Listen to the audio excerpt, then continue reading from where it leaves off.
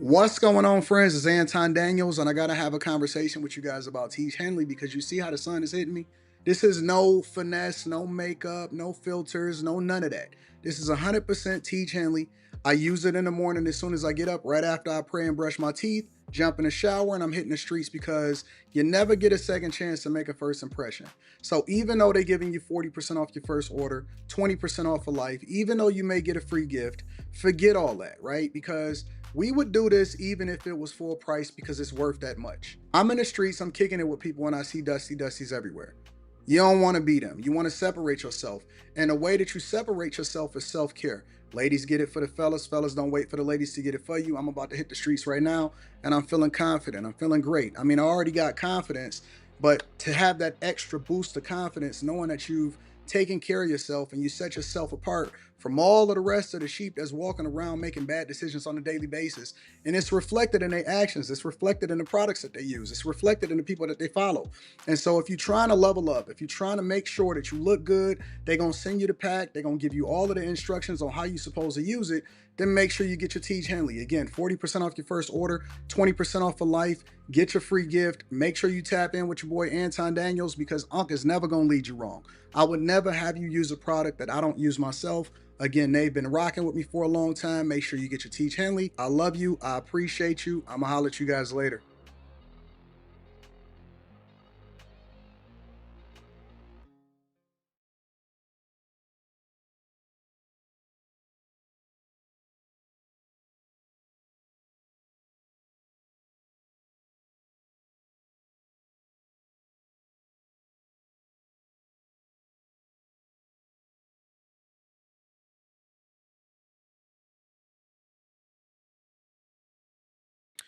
What's going on? It's Anton from AntonDaniels.com. I appreciate you guys for continuing to rock with me.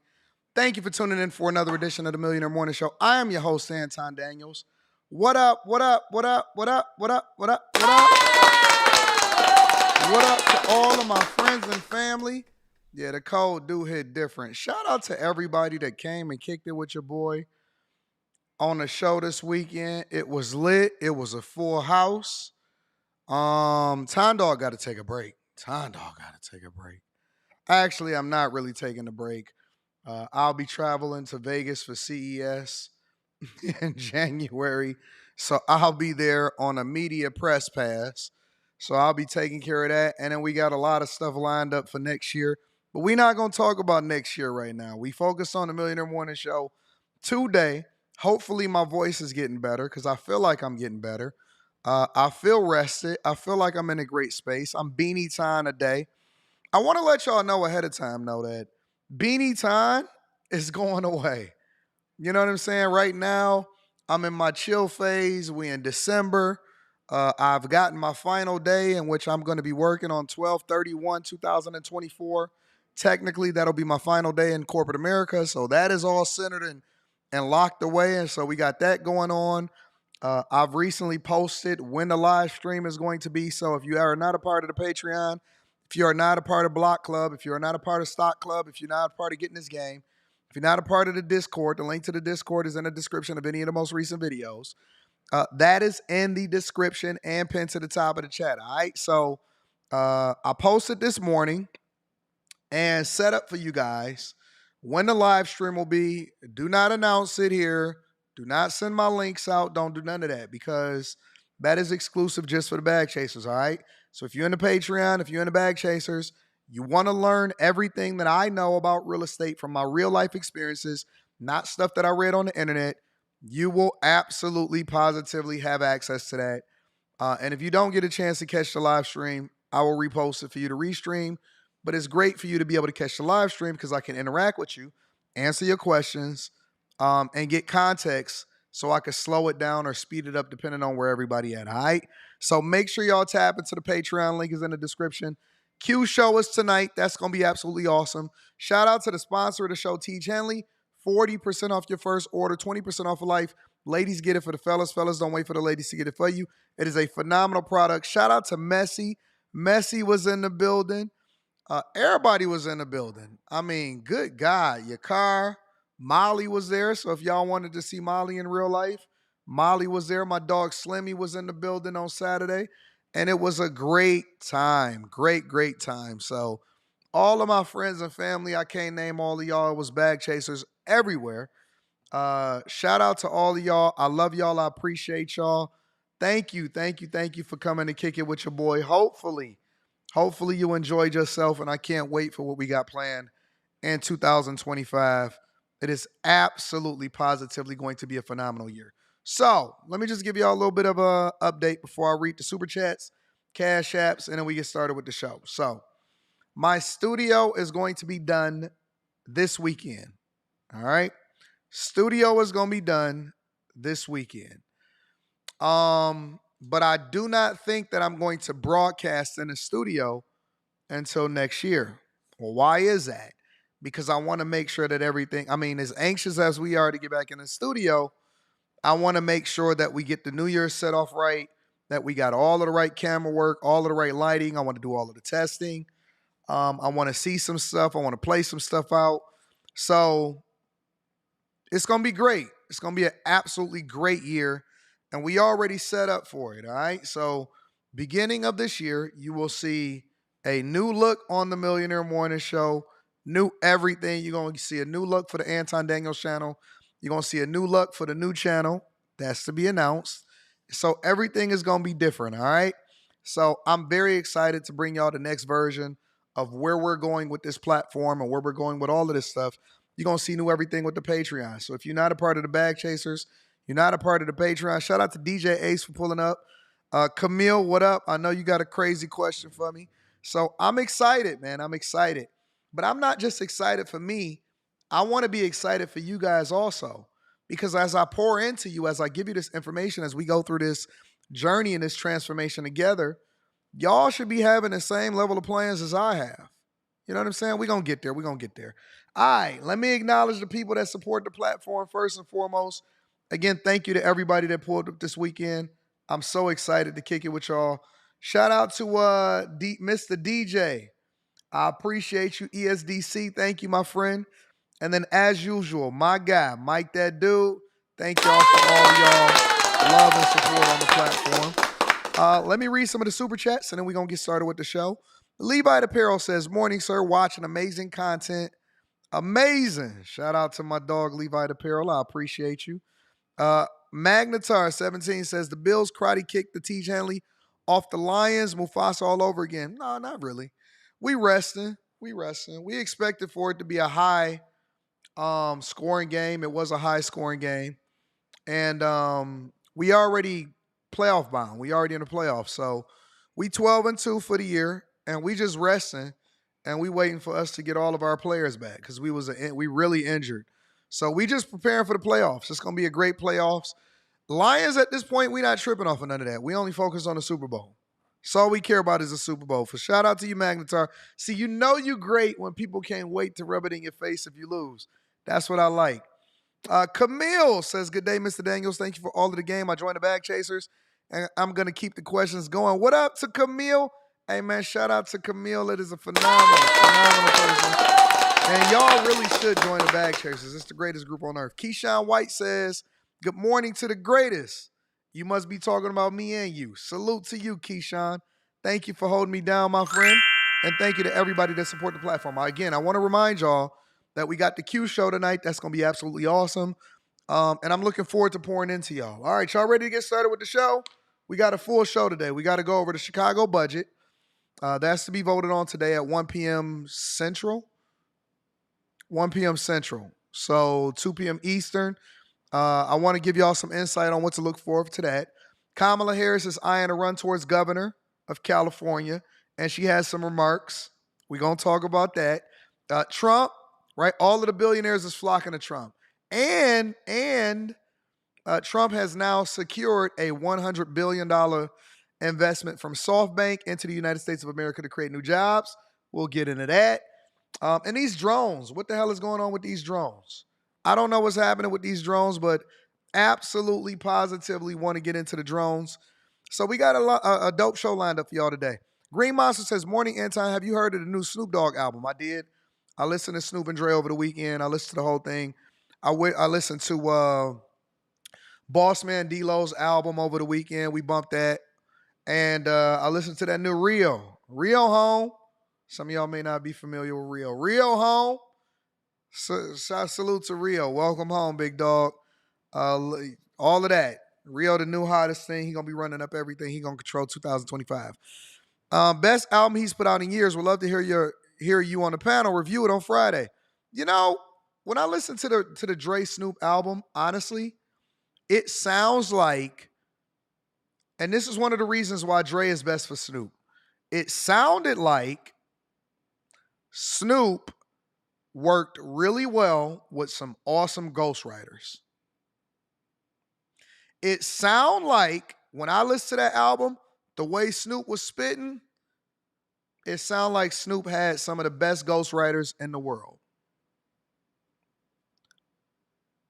Snoop had one of the best ghostwriters in the world. I was like, oh, wait. When you pair Snoop's cadence and his voice with phenomenal lyrics, because Snoop is lazy. Snoop is a lazy writer. His lyrics is lazy, but he's such an icon. But you pair his voice and you know what I'm saying? You put it with that Dre production, because Dre obviously pushed him and Dre required him to get some good writers. Snoop sound like he had some of the best writers putting together what would be obviously a phenomenal album and that missionary album. So shout out to him. Yeah, ain't no way in the world Snoop was writing that on his own. Ain't no way in the world. But again, Rio home. Shout out to Flint, my Flintstones. Shout out to Peasy. Shout out to everybody in Detroit. Rio home. It's over. It's over for everybody. Shut all of that down. Anyways, let's continue on with the show. I don't know if I'm gonna review it on Friday on After Hours, because they just not into the culture and the music like I am. They stuck in the 90s and the early 2000s. Slimmy, Carrie, maybe Mika a little bit, but Slimmy, Carrie, Quinn don't even listen to the culture. I would have to create a separate show.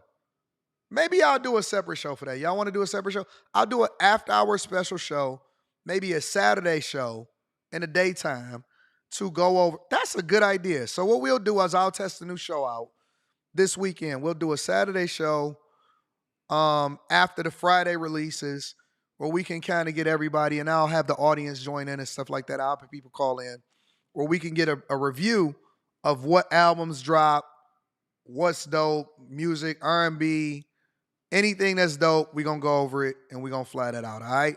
That way we ain't got to force people to have a conversation about something that they're not comfortable with, all right? All right, y'all. Shout out to Green Monster. You just inspired a new segment for After Hours. P. Shank, what up, P. Shank says, morning, Mr. Anton Daniels on the Millionaire Morning Show. Shout out to P. Shank. I appreciate you. All right, y'all. Let's go ahead and get started with the show. Hit a like for the algorithm. That's your reasonable expectation. If you've been here more than once, you should be subscribed to the channel, and you should have your notifications on. And I'll be reading super chats throughout the show. All right. Let's go ahead and get started. Before I start the show, I want to give my thoughts on something, because I get to see things over the weekend and I get to pay attention to what's happening and how easily you guys are distracted. And I just want to have this conversation really quickly with y'all, because when we look at the things that is being promoted throughout our culture and social media and things like that, and how easily people are distracted, and then you combine that with the fact that it's a lot of people suffering, and I'm not even talking about regular people. I'm talking about the people that y'all think are getting money. They broke. And there's nothing wrong with being broke. Being broke is a transition period, especially when you're younger. I think that being broke or going broke is always a good thing when you're in your early 20s, mid-20s, even in your early 30s, because you got time enough to recover and learn a lesson. But it's only good if you learn a lesson. But what I'm seeing today, and I got some contacts and some industry people, what I'm seeing today is that most of these entertainers, which is it's no secret, but they doing a better job of hiding it nowadays. You know what I'm saying? Before, if an entertainer would go broke, you would know it. But you can't really tell anymore because they hiding it much more effectively. You know what I'm saying? They're able to get a little bit of fake jewelry. They still gonna keep them a car. You know, all of that type of stuff. But in reality, it's a lot of these actors and people that are going broke, but the industry is changing because you can't just pop out and go get a fresh 10, 15, 20 million because you know what I'm saying? They're not handing out checks like that anymore. The studios is lowering the budgets. Um, it's a huge gap between the haves and the have-nots when it comes to athletes and things like that. We see the biggest ones, right? We see the biggest contracts. We see the the Jalen Browns, the Celtics, all of them on the Celtics. We see the LeBron James. We see the Steph Currys. We see the big contracts. But what about the rest of them? We see the rappers, they pop out, they get a wave, they get a whole lot more new jewelry. They go and spend it like it ain't no tomorrow, but they spending it with the expectation that there's going to be more waiting on them on the back end. And it's no different than what happens to us every day, us regular everyday folk. I see it happen to content creators. I see it happen to people in corporate America. I see it happen to people that get their first big job. They're software engineers, cybersecurity, all of that. And you know what the first thing that they do? You know what the first thing that they do? They blow it. So let me tell you the pattern, right? And this is one of the reasons I was very, very thankful to get it and lose it early in my life. When you get that first big check, and I'm talking about like, it's relative, right? You can get your first big bonus check. You can get your big signing bonus when you're in corporate America. You can get, a wave of success when it comes to your businesses and your first big orders and stuff like that. You can get your first big contract as a NBA player or a football player or whatever. You can get your NIL deal. I know it's a lot of my friends that actually watch the show that's in college and stuff like that. The first thing most people, 95, 96, 97% of people are going to blow that. That's gone. Because you got to get it out your system. You know what I'm saying? You got to get you a car. They want to get you a nice crib. You got to floss for the people. Some people, depending on how young you are, you're going to get you a chain. You're going to get you some fresh clothes and stuff like that. You might even ride a PJ depending on how big your check is and stuff like that. But after you get that out of your system, then what? What happens after you get your first check? It's the same thing when you get that tax return. Most people that get their tax return, you balling from when y'all first start getting your tax return. February through mid-April, everybody spending money, everybody taking trips, everybody going everywhere, spring break popping off, and then they broke for the rest of the year. And so the thing that I'm trying to emphasize to y'all is, and the reason why I'm bringing both of those things together is because I've been trying to convince y'all for the longest that there is class warfare. The race war is to distract you from the people getting all of the money. The gender war is to distract you from the people that's getting all of the money. Political war is to distract you from the people that's getting all of the money. Because both the people, listen, people that support Democrats usually support Republicans too. Even Donald Trump himself, when Donald Trump, prior to him actually running for president of the United States of America, regularly supported both Democrats and Republicans. You know why? Because they looking at it as a money play. They not looking at it as me versus you. They looking at me versus you. Our cultural norms, that's an entirely different conversation. But let's remember that they are capitalists first. They gonna do what's best for their family in order to preserve wealth. Even when it comes to real estate, you know why it's difficult for a lot of people to really take in the real estate insight that I may have is because I don't have a get rich quick solution for you. I understand that for most people, for 90-something% of people that's in real estate that understand the game, it's for the preservation of wealth. It's not to help you get rich. It's for the preservation of wealth. It's to reduce your tax burden, increase your net worth, and then potentially put you in a position to not have to depend on the federal government in order for you to retire when you get older so you can maintain a lifestyle. Most people that buy up real estate, they're not buying up real estate because they need a second income. That's the poor man's way. The poor people think that you can get a whole bunch of doors and then that's going to sustain you for the rest of your life. The people that's been in the game for a while, the people that understand real estate, if you've been in the game for 10 years or more, you know that real estate is cyclical. You understand that there's going to be good times and bad times.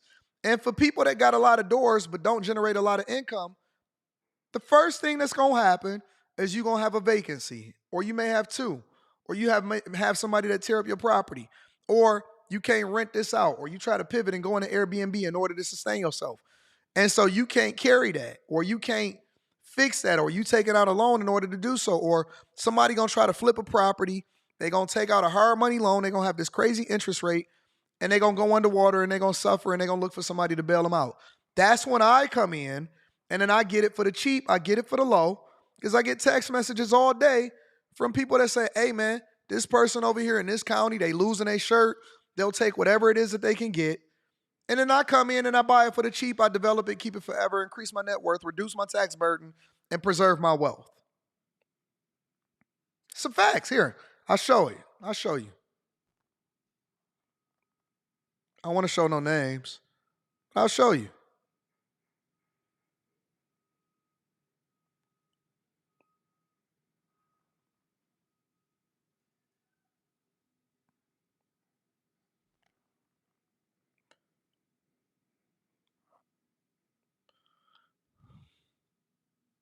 Oh, let me flip that. Give me a second.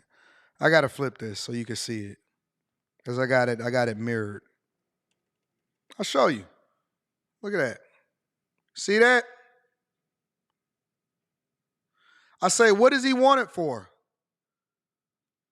My guy says a lifeline. He'll take whatever options that's available. I said he losing it for $50K. I'll call you this afternoon. Most of my deals that I do at this point is off market. This is a whole development, an entire cul-de-sac that's already been paved, right? And there's multiple different condos. I got 16 lots on 16 condo lots already been paved. He losing his shirt. I'm going to give him a little something to satisfy him, and I'm going to take over the whole property. You know why? Because I got the assets and the resources to be able to make that type of move. I got the assets and the resources now to be able to make that type of move. Well, how did that come about? It's slow growth and it's compounded over a period of time and stand down long enough, and I don't have the same expenses as everybody else. So when everybody else first run out and they go buy this and they got to go and fly on a PJ, you know what? I'll get a PJ eventually when it's commensurate with what it is that I'm generating, when I can actually justify the cost. In the meantime, I'll take first class. And I'll take that property from under your feet that you're losing also. Because you got in over your head. Now you looking to your creditors. You looking for a lifeline. And I'm going to be your savior. I'm Superman. And so now the real estate is generating so much revenue to where I have to spend it faster than I can get it because I let it compound over a period of time while reducing my tax burden. And so the game is to be sold, not to be told. But the thing about it is that everybody is so distracted with the BS. Let me ask you a question. For everybody that's concerned, because I talked about it too, for everybody that's concerned about whether or not Jay-Z actually did that, and they took all of this energy out of their life to actually be engaged and comment about it, how much money you make off that?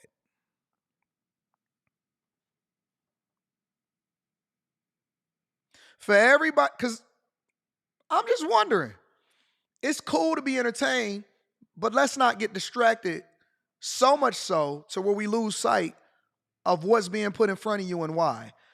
For all of the people that's super engaged about all of this stuff that's happening with Jay-Z and Diddy, how much you get?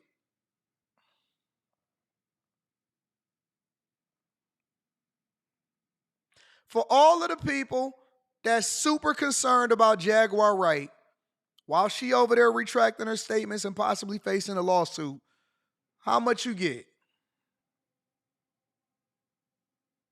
Like I said, we got to multitask. It's cool to be entertained, but if it's not edifying for you, if it's not putting no money in your pocket, you being distracted.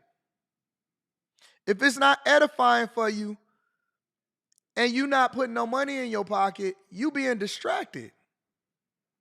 See, let me show you. Let me show you.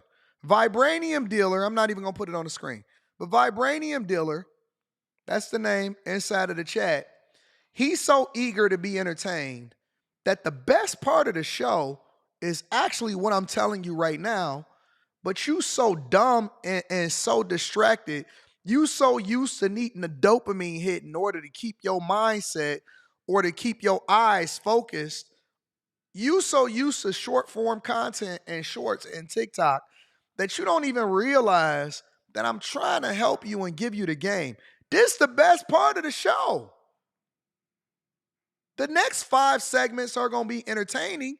The next 6 segments with quick hits is going to be entertaining, but I'm trying to convince you to change your mindset because I'm trying to teach you that wealth is not about how much money you got in your bank account. Wealth is how your mind thinks and then how you translate what your resources is into what you do every single day from an investment perspective. This is the best part of the show.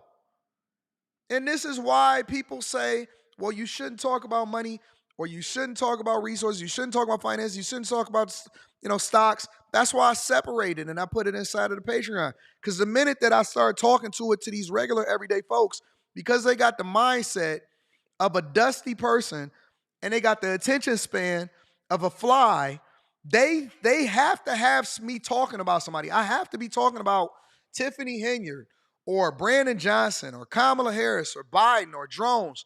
Yeah, we gonna get to that. I put the medicine inside of the candy. You gotta be talking about something to somebody else. There's gotta be some form of gossip or some negativity in it in order for you to take something from it that's beneficial for you in your life. And that's the unfortunate part. And that's why there's always gonna be people like me that's richer than ever, and I'm gonna get richer over time. And it's gonna be people like you. You always gonna be a consumer. You always gonna be broke for the rest of your life. You always gonna be just good enough. You always gonna be financing for the rest of your life. You always gonna need a car note. You always gonna have a house note. You always gonna be a renter. You always gonna be a consumer because you got a broke person's mindset before it ever translated into it don't matter what you make on your job. I don't care if you make 60, 70, 80, 90, 100, 120, 180, 250, 340. You can make whatever you want to make. At the end of the day, you 1 year away, 6 months away, 3 months away, 1 month away of losing your job as a at-will employee and having nothing as a result of it for the rest of your life because you got a broke person's mindset and you don't understand that they keeping you distracted with this race baiting, with this entertainment talk because they know that it's profitable for them and that they keeping you distracted from the mindset and understanding that it's a class war. Now it's who hurt me. Who hurt what? That's a child's response. Who hurt me? I'm trying to convince you to. You know what? Don't worry about it. You're right. You're right. Don't worry about it. Let me continue. Let me throw you this. The rest of this, so you can feel good about yourself. All right, y'all ready? Y'all ready? Y'all ready to get started with the BS? Y'all ready to get started with the show? Let me read some of the super chats and I'll go ahead and get started with the show. Jay Anderson says, Big Bro, Snoop got Death Row Legends artists that help salute you in the chat. Shout out to you. I appreciate you, big dog. Purple Haze says, you can call me Saturday. You can call the Saturday show segment first day out after the boy T Grizzly. Shout out to Purple Haze. I appreciate you. V Nicole. What up, V Nicole? Y'all balling today, huh? The show was amazing. My husband and I met you outside at the end. Oh, what up, nurse? Yeah, what up, V? Also, new bag chasers. Is there anything I could ever help out with going on in the city? I would love to. You have been such a great blessing to us. I don't know. I don't know what to. I mean, I'm good. Life is great. Maybe y'all can come through, kick it in the studio, and I'll do a live show or something like that. Shout out to my girl, V Nicole, and her husband. Great people. Darius Davenport says, you are 100% on point. AD people need to mind the business that pays them. I didn't hear about Jay-Z until after a 13-hour shift. Get that money. And it ain't going nowhere. Tazi in the building says, peace, King. What up, Tazi? What up, big dog? Tazi balling out here in the streets. Mr. Lot in the building says, hate that I missed the live show this weekend. Currently packing for a birthday trip this week. Get that money, bro. Thank you for all of the game and the insight. My dog, Mr. Lot. I'm going to have to bring coaching back. Jerry says, people so broke in their minds that they can't fathom a conversation about true wealth building. AD giving for, and no more free game. It's over. I'm done with it, Jerry. I ain't doing it no more. It's over. It's only for the chasers. Block Club is posting inside of the Patreon. It's a sprinkle of wisdom you put in the show that really makes me want to join the Bag Chasers. I'll be joining next year. Shout out to you, love. My girl, Molly. Shout out to Anton and the Chasers that came out Saturday. It was about Molly was such a beautiful person. Inside and out. Such one of the best people that I've met this year. Shout out to my love, Molly. Hopefully she on the show tonight so we can cause some chaos on the Q show. My girl. All right, y'all. Let's go ahead and get started with the show. Make sure y'all hit a like for the algorithm. Subscribe to the channel and turn on your notifications. Let's hit it with a prayer first. Lord, word my mouth, guide my footsteps. Bless this show to be entertaining and edifying at the same time and to add value into people's lives and hopefully get them started on their day while also giving them some insight, some information subconsciously and consciously that helps them to become better versions of themselves, whether it be financially, spiritually, mentally, or politically being more informed.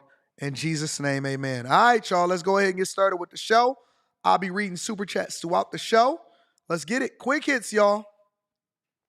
Quick hits is a segment of the show that we don't necessarily think that we need to dedicate an entire segment to, but we definitely want to keep y'all in the loop on what's going on in these streets, man. All right, first things first. New York, a police chase ends in Queens where a driver hit pedestrians. Check it out. We continue to follow breaking news in Jackson Heights, Queens. 2 people are in the hospital following a police chase. And detectives say while officers were trying to catch up to the suspect, the driver of that car hit 2 people. John Diaz is live at what was the scene on Northern Boulevard with more on this story. John? Yeah, well, Doug and Elaine, good morning to both of you. And that driver of that vehicle is still on the loose here this morning. However, police sources confirming with us that detectives have the passenger of that vehicle in their custody. Now, as you mentioned, the scene has since been cleared. But take a look here at this video. This is what the scene looked like out here earlier this morning when police tell us that around 2 a.m., a person driving a white BMW caused mayhem here at the corner of Northern Boulevard and 80th Street. Detectives say police were trying to conduct a traffic stop about 2 miles away over in Astoria, but the driver instead took off. Police following that person all the way over here to Jackson Heights, Queens, and that's when the driver hopped the curb and hit into 2 pedestrians, a man and a woman. According to detectives, both people were transported to the hospital in stable condition. And as we've been mentioning, detectives tell us that that driver is still on the run this morning. He ditched his vehicle here behind us after the incident, but again, it has since been cleared away. That's a stole all day long. And you know what the worst part about it is that it escalates. Every time that you do crime, every time you do something that you're not supposed to do, it escalates. It turns into what turns into joyriding in a stolen vehicle. Now it's escalated into a police chase. Now it's escalated into you hitting somebody. Could be murder or attempted murder, manslaughter, vehicular manslaughter, whatever it is. It escalates, right? When you do stuff that you're not supposed to do, it always turns into something 10 times worse than it was had you never got into it in the first place. Then that's when you start saying, man, I wish I hadn't did that. And it only take one mistake, one fingerprint, one camera, one situationship, one trip when you're running from the police. I ain't got time for that. It's better to stay out of that. In addition to that, a domestic shooting where a grandmother allegedly shot a granddaughter in Buckeye, I believe over in Arizona. Check out. But we begin with the Fox 10 News alert out of Buckeye tonight. Police say a grandmother killed her granddaughter tonight. The shooting happened at a home near Baseline and Miller Roads. And Fox 10's Nicole Christine is live with the very latest for us tonight. Nicole, what happened?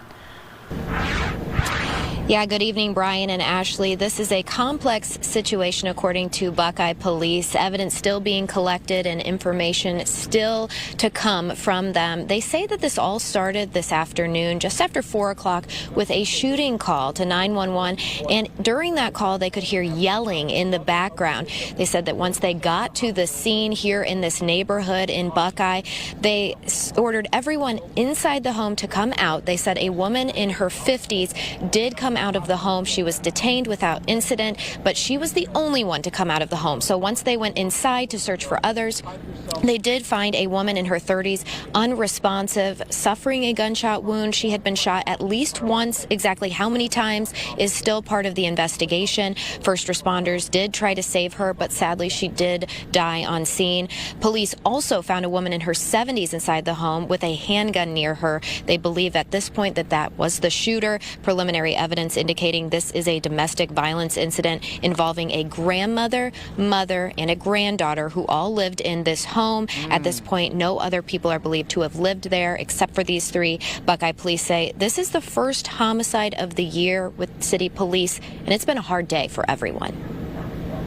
Situations like this are very emotional for the families involved, for the community members, the neighbors nearby, and the officers, especially those first responders that tonight who tried to save this woman's life and unfortunately were unsuccessful.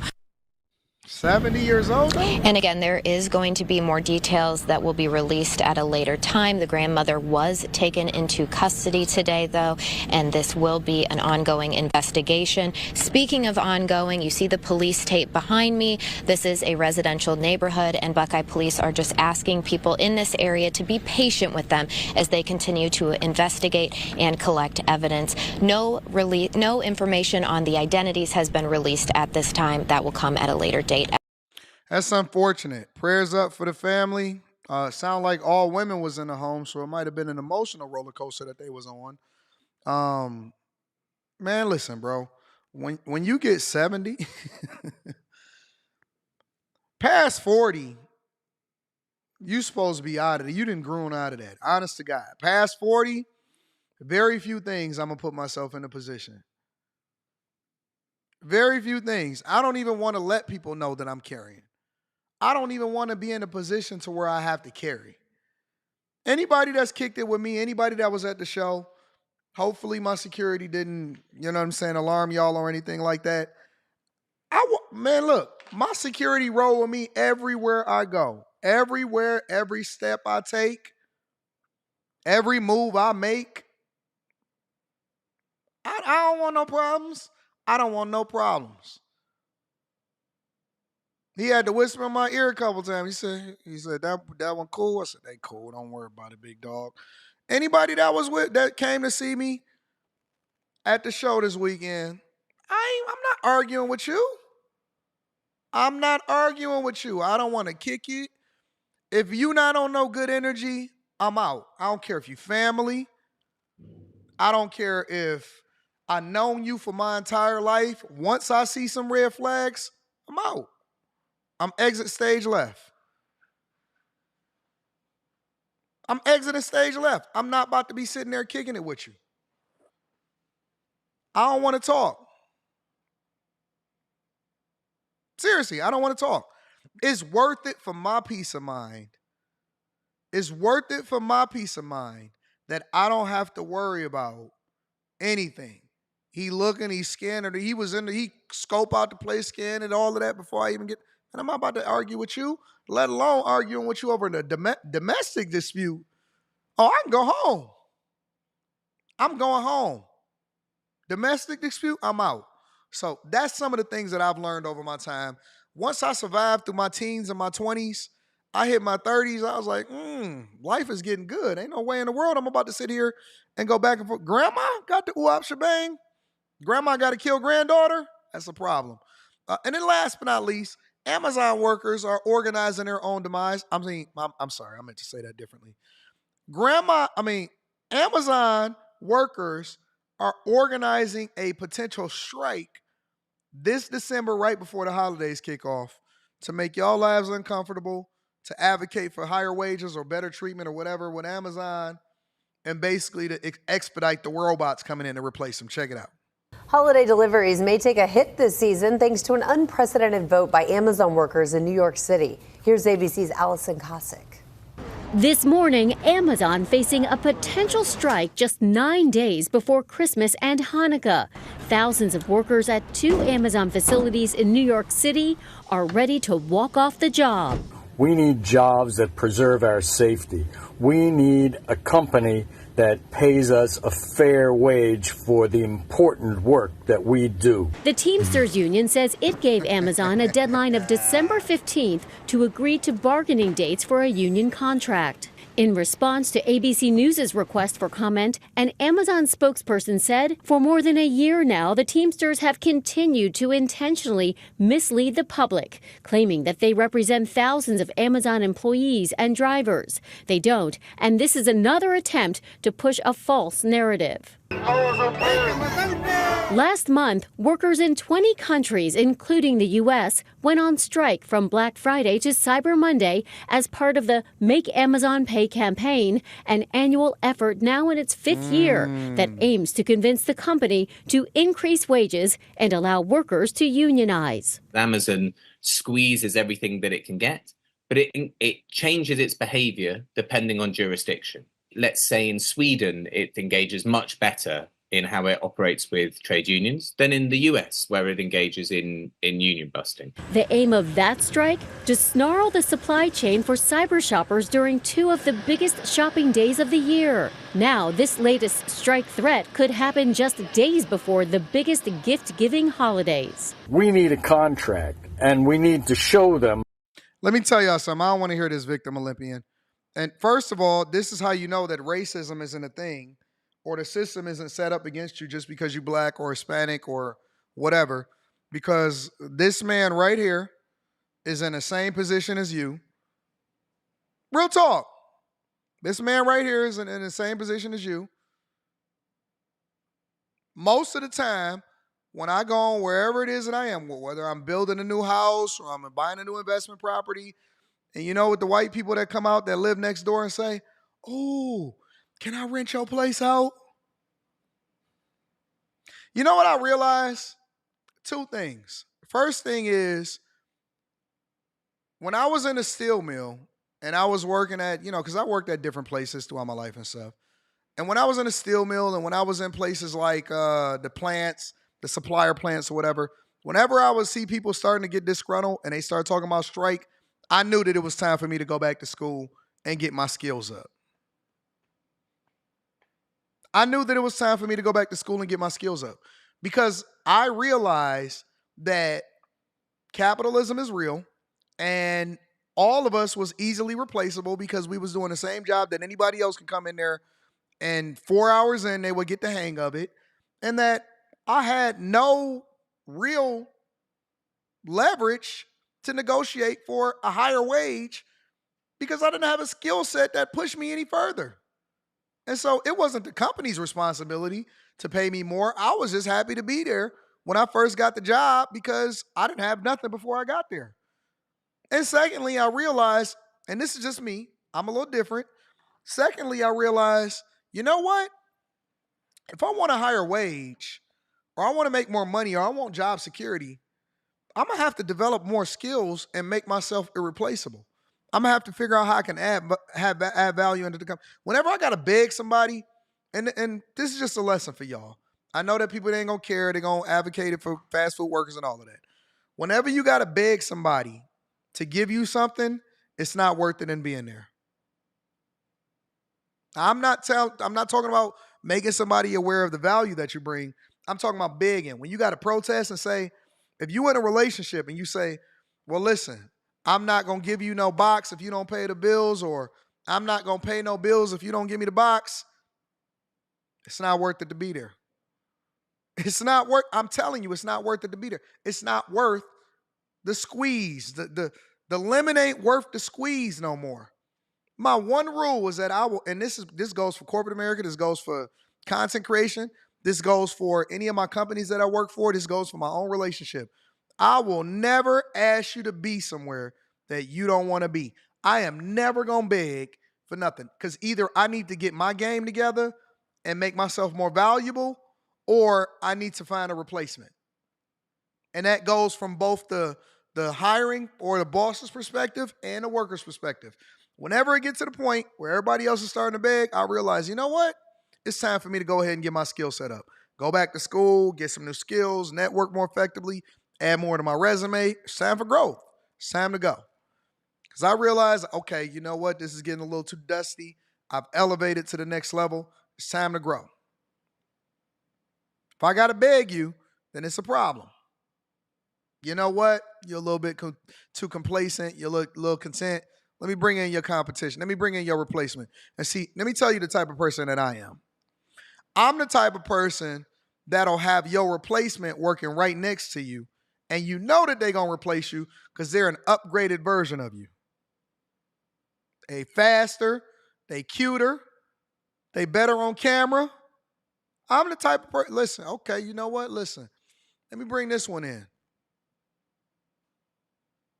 So either you're going to pick it up or ship out. Either you're going to pick it up or you're going to ship out. I'm not about to sit here and negotiate and go back and forth with you. Because it don't mean that you fired.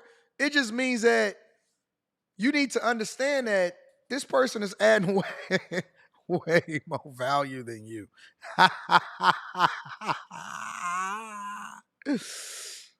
The value add is crazy.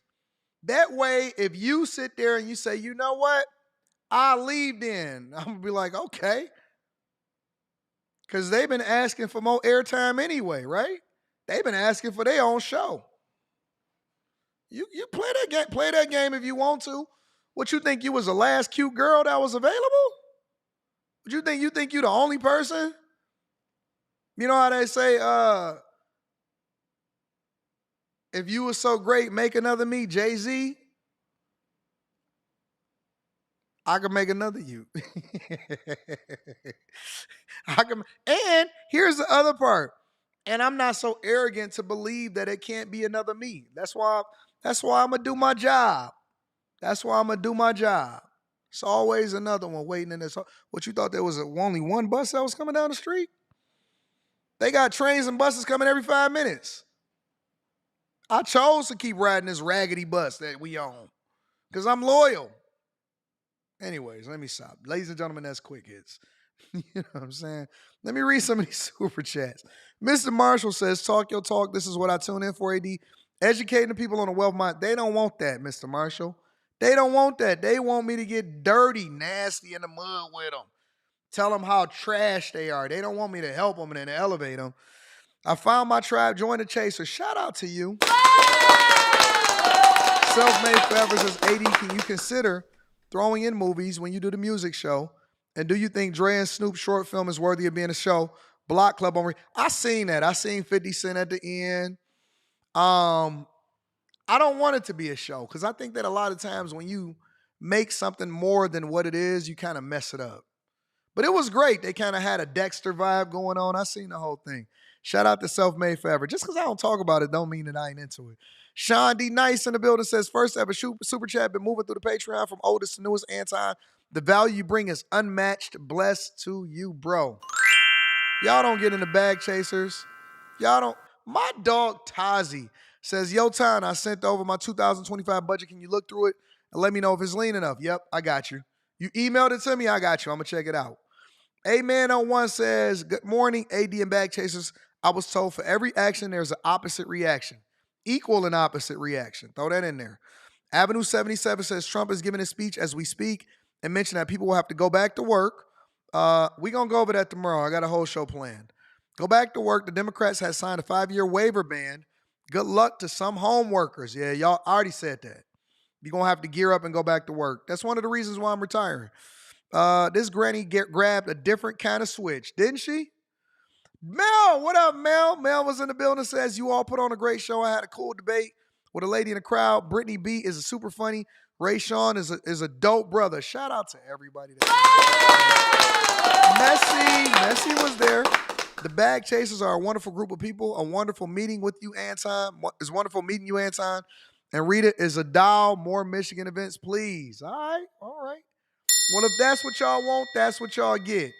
Which doctor in the building says it's sad that today's workers don't understand that they should get certified to operate robotics?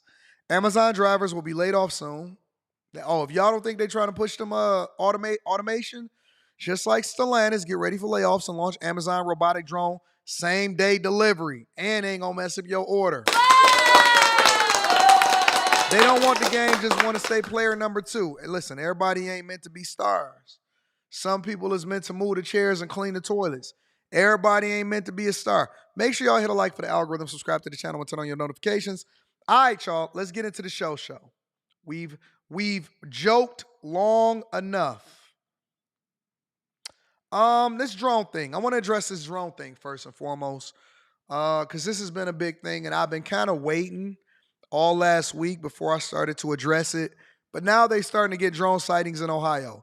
So let's get into it, y'all. An alarming drone incident that forced one of the U.S.'s most critical Air Force bases to close its airspace for several hours. This happened at Wright-Patterson Air Force Base over the weekend in Ohio. And just in, new air traffic control audio obtained by military news website The War Zone of the moment it happened. Med Flight 8 Patterson Tower, use extreme caution for heavy UAS movement on the base. Security forces is handling the situation, and I gotta keep the lights down so that security forces can see. Ohio, now the latest of several states to report drone concerns as scrutiny over the federal response is building. This morning, lawmakers are demanding government officials do more and explain more after weeks of suspicious sightings.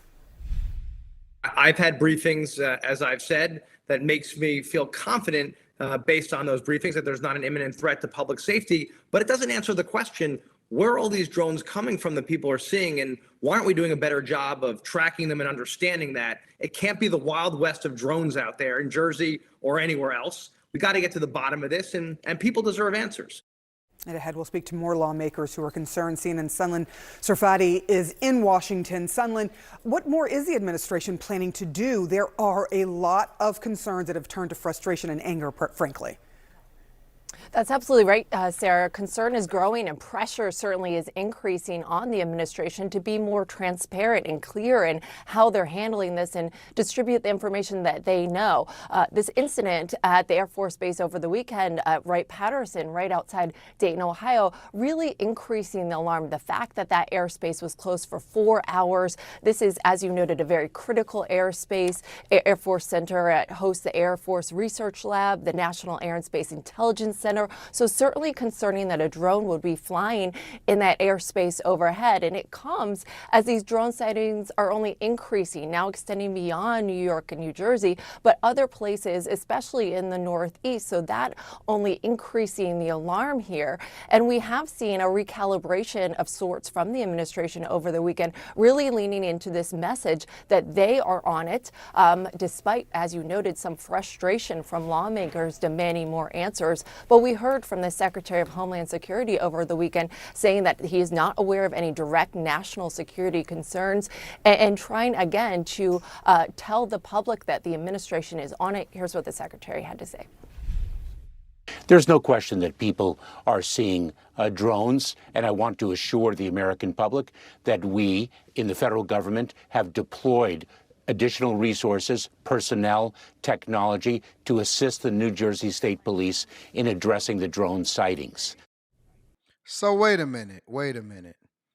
The Director of Homeland Security, Mayorkas, is saying the best that he can do is to tell us that it's not a foreign threat.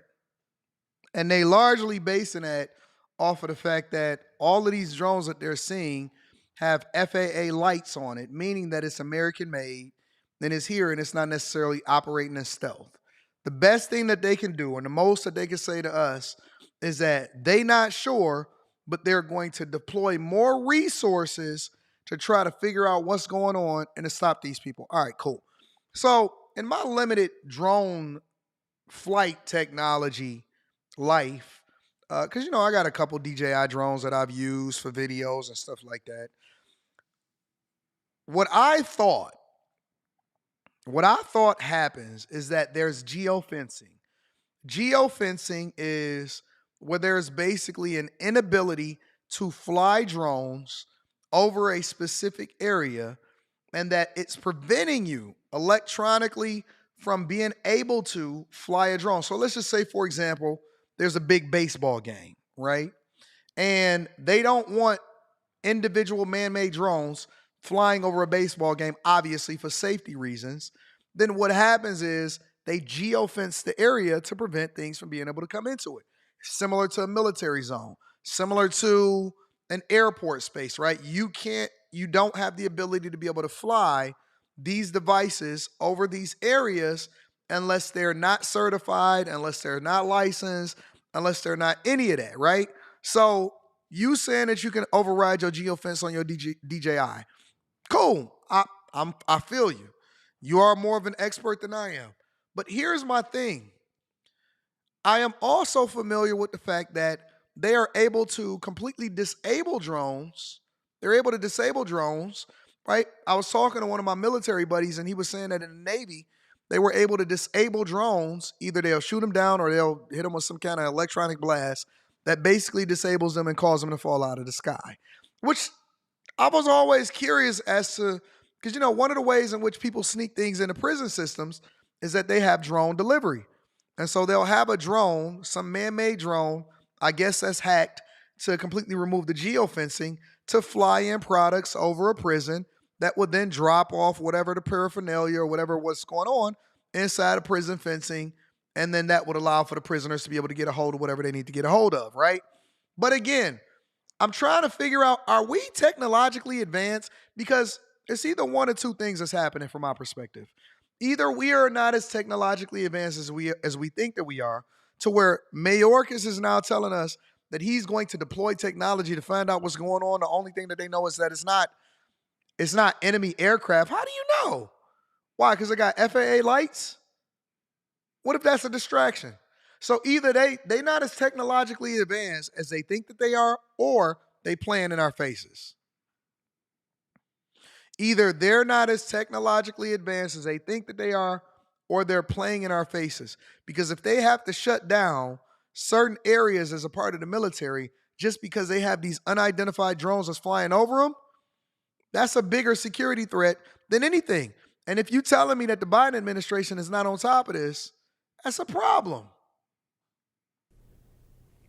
So the administration, they're really trying to express that they're increasing some resources to take care of this issue and learn more about this issue. Meantime, Republican Mike Waltz of Florida, President-elect Donald Trump's incoming national security advisor, really taking issue with where exactly these drone sightings are happening, specifically over military sites and restricted airspaces. Here's what he had to say. I think what the drone issue points out are kind of gaps in our agencies, gaps in our authorities, between the Department of Homeland Security, local law enforcement, the Defense Department. It's pointing to gaps in our capabilities and in our ability to clamp down on what's going on here. And we need to get to the bottom of it. And I think the Biden administration is working to do that. I think the Biden administration is working to do it. Now, lawmakers on both sides, though, Sarah, are certainly expressing very vocal frustrations on the part of the administration here for what they believe is not being as transparent as they would like, and calling for new regulations over drones. So this certainly is going to be something, Sarah, we are going to see on Capitol Hill this week. All this talk about the drones and the concerns over the security. Senator Fadi, thank you so much for that good reporting. Appreciate it. Kate? Also this morning, 2 men are in custody after police say a drone came dangerously close, is how they describe it, to Boston's Logan International Airport. And a third person is now believed to be on the run. CNN's Gloria Pezmino has more. We are still waiting to hear more about what was behind these arrests, but what we do know so far is that an officer spotted the drones and then was able to deploy drone detection technology to identify the drone history, the owners, and the locations from where they were being operated from. That led the police department to Boston Harbor Island. This is a largely uninhabited part of Boston, and once police arrived there, they were able to arrest 2 people. They initially tried to flee on foot, but they were eventually captured. One of them had a drone in their backpack, and another is believed to have fled using a small vessel, a third person who the police are still looking for. Now, we don't know how much we are going to learn as a result of these arrests just yet, and whether or not it will explain some of the sightings that have been reported in Boston. But the fact that the police department was able to use technology is certainly something that a lot of law enforcement officials and representatives across many of these different communities are talking about. Here in New York, Governor Kathy Hochul also telling us that the state is receiving some additional resources from the federal government after some drone sightings resulted in an airfield having to be shut down over this past weekend because of drone sightings over airspace at a local airport. Now, Governor Kathy Hochul issued a statement on Sunday saying, in part, in response to my calls for additional resources, our federal partners are deploying a state-of-the-art drone detection system to New York State. This system will support state and federal law enforcement in their investigation. Now, something we're not clear on just yet is exactly what kind of technology New York is going to be receiving, if it's going to be anything like what Boston deployed and helped them to find the drones and conduct those arrests.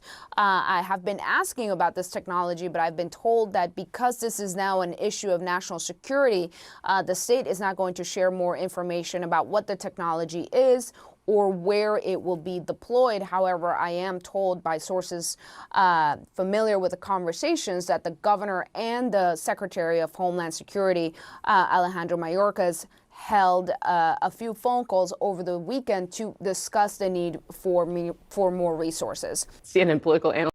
I'm so confused. So wait a minute. Because let's just, obviously, I don't believe everything that's being handed out to the news or the media or is being reported. Now, I also believe that the media is not necessarily compromised, but they report on what they given to report on, okay? So news media is a paid source, and that's the reason that they say some of the stuff that they say. But let's take it on the surface and let's assume for the sake of conversation that everything that they telling us is the truth and it's 100% correct, okay? So you're telling me that 2 people are able to travel off to an island that is largely uninhabited with drones and vessels off the water and then deploy those drones back to solid land in the United States of America to be able to fly and deploy all of these things. Okay, cool. So for the sake of conversation, let's say that that's true. Do you know how much of a terrorist threat that is? Do you know how crazy that is to think about what could happen if somebody was to determine that they wanted to go and do something to somebody? You know how much of a problem that is if that's true? If the government is not just playing in our faces to be able to escape on a small vessel? You know the type of damage that you could do if you're doing something like that? Come on, man. That's crazy. Margaret Tallow joins us now. Margaret, good morning. Good morning. I'm wearing drone green in case you've been in New Jersey. You got green, gold, and red. They decided to go with lunch ladies today. Oh, I hadn't thought of it like that. That's Chuck Schumer for you, right, with props. That's some high-tech property there. That will get to the bottom of it. It is, there does seem to be a sense, I think, that people feel that the federal government must know more about these drones. They really know more about it, and they're not saying what it is, right? That's one of the threads here. Look, this has got all the elements of like a Close Encounters of the Third Kind story, right? Is it the Iranians? Is it a secret intelligence security check by the government? It's classified, so they can't tell you about it. Is it one of 800,000 drones that are registered to the FAA? Shout out to Steven flying Tucker. Around largely unregulated. So the bottom line is there's been no definitive, decisive explanation about this yet. There is a bunch of legislation that either regulates it or would expand authorities for different parts. I think it's the government playing in our faces. I don't have to see the lunch lady to give me anything more than what it is that I'm seeing. I think that it's the government playing in our faces, but I also believe that notoriously our government is slow to start to address the issues with regard to infrastructure, regulation, drones, technology, self-driving roads, all of that stuff. They so slow. They always playing catch up and they so slow. So I'll stay on top of this. I'll keep y'all in the loop of what's going on. Let me read some of these super chats and cash apps.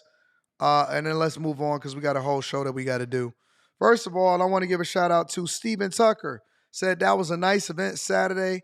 And then I headed right back to work in Chicago. New bag chaser. Hope you enjoy your new cars. Shout out to my dog, Steven Tucker. I appreciate you on PayPal, big dog. Give me a second. Let me make sure that I acknowledge everybody.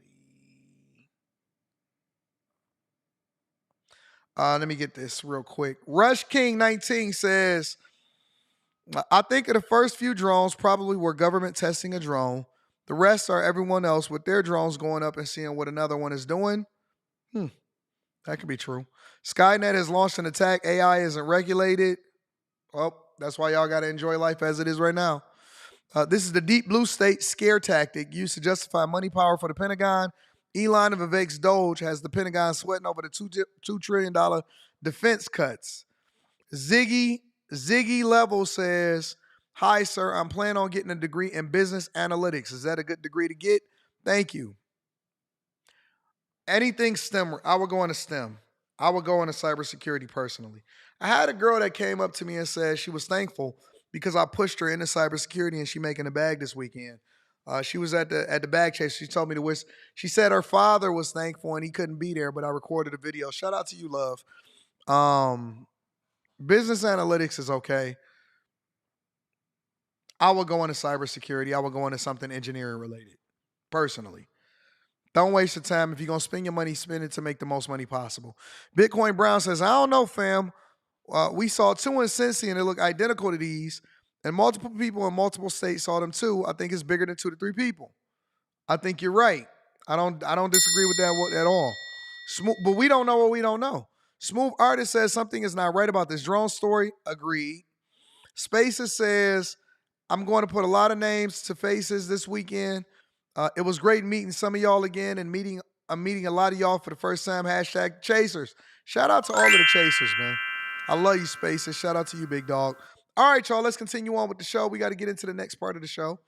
So the next thing I want to talk about is the media worry. So this is something that I didn't cover on the Millionaire Morning Show because it kind of broke over the weekend. But the media is worried. They are in shambles about this new ABC lawsuit in which they wound up paying out $16 million, $1 million for attorney fees, $15 million to Trump for being libelous and how they label him and the things that they were saying on their show. Check it out. Well, this is being called a big legal victory for President-elect Trump. ABC News agreeing to pay him $15 million to settle a defamation lawsuit. Trump sued ABC and anchor George Stephanopoulos, who inaccurately said on air that Trump was found civilly liable for raping writer E. Jean Carroll. The $15 million will go toward the Trump Presidential Library.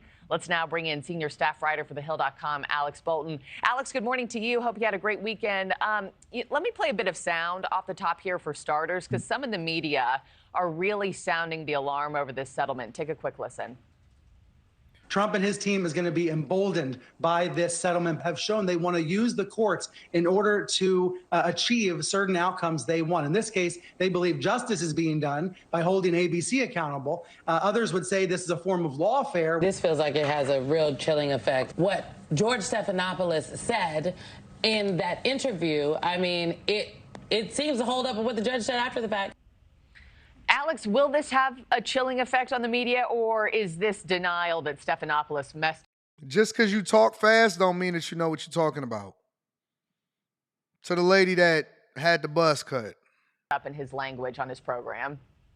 Well, clearly Stephanopoulos messed up because he mischaracterized the verdict by saying that Trump was found liable for rape when, in fact, he was found liable for sexual assault. Big difference. And it was something that the judge in the case, Lewis Kaplan, clarified, that he pointed out explicitly that the New York Penal Code's definition of rape was far narrower than what Trump was found liable for. So certainly it was a mistake by Stephanopoulos. Now, does it rise to the No, he level be of a standing on $15 business with his million crazy butt. penalty? That's pretty steep.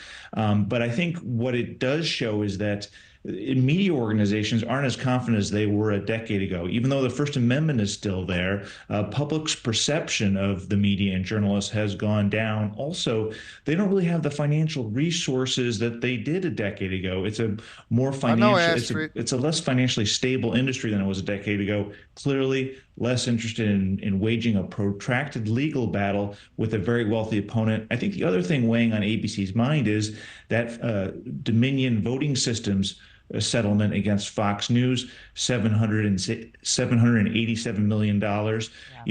Fox decided to fight that out with Dominion over claims related to the 2020 election. Through the discovery process, a lot of embarrassing information, text messages came out. I think it's clear that ABC, while it may have had a pretty strong case in court to beat the lawsuit, Trump's lawsuit, they didn't want to go through the protracted battle that could have. And that's the thing that people don't understand. They don't even understand that when it comes to regular lawsuits. The reason why people don't want to participate in lawsuits, the reason why they don't want to that they wind up settling, is not because they're guilty a lot of times. And that's not related to this particular story, but I'm going to tie it in for you guys. Is because they don't want to go through the discovery phase. They don't want to go through the Fawny Willises. You know how when Fawny Willis, once it was discovered that she had her little boy toy, what turned out to be her actually trying to prosecute Trump, wasted all of the resources in Fulton County, wasted taxpayer dollars, and then what happened was the boy toy that she was messing to wind up going through a divorce. People started questioning and saying, hey man, why is this being blocked from being public information when everybody else's divorce that's filed is public information? Well, once that was unsealed, then we started to get into the thick of things, because what turned out to be her hiring somebody that was unqualified to help get the bag and prosecute Trump, then we started reading through text messages. We started seeing their geolocations. We started seeing how often he went over her house. We started seeing everything, right? So a part of the discovery phase and a part of evidence now is also, what did you do last summer? And what emails was exchanged? And who else are you targeting? And what other information is being disclosed that we think could tie you to this case and or wind up getting you persecuted or sued from somebody else? And so this is not just about $15-16 million that they settled for. This is on multiple different fronts, protecting themselves from future or anything that could put them in a worse situation than what they already was in. Once they realized that they couldn't get this case thrown out, they settled. They said, listen, we will put an apology out there admitting guilt. We were wrong. George Stephanopoulos is an idiot because he basically put us all in a bad position.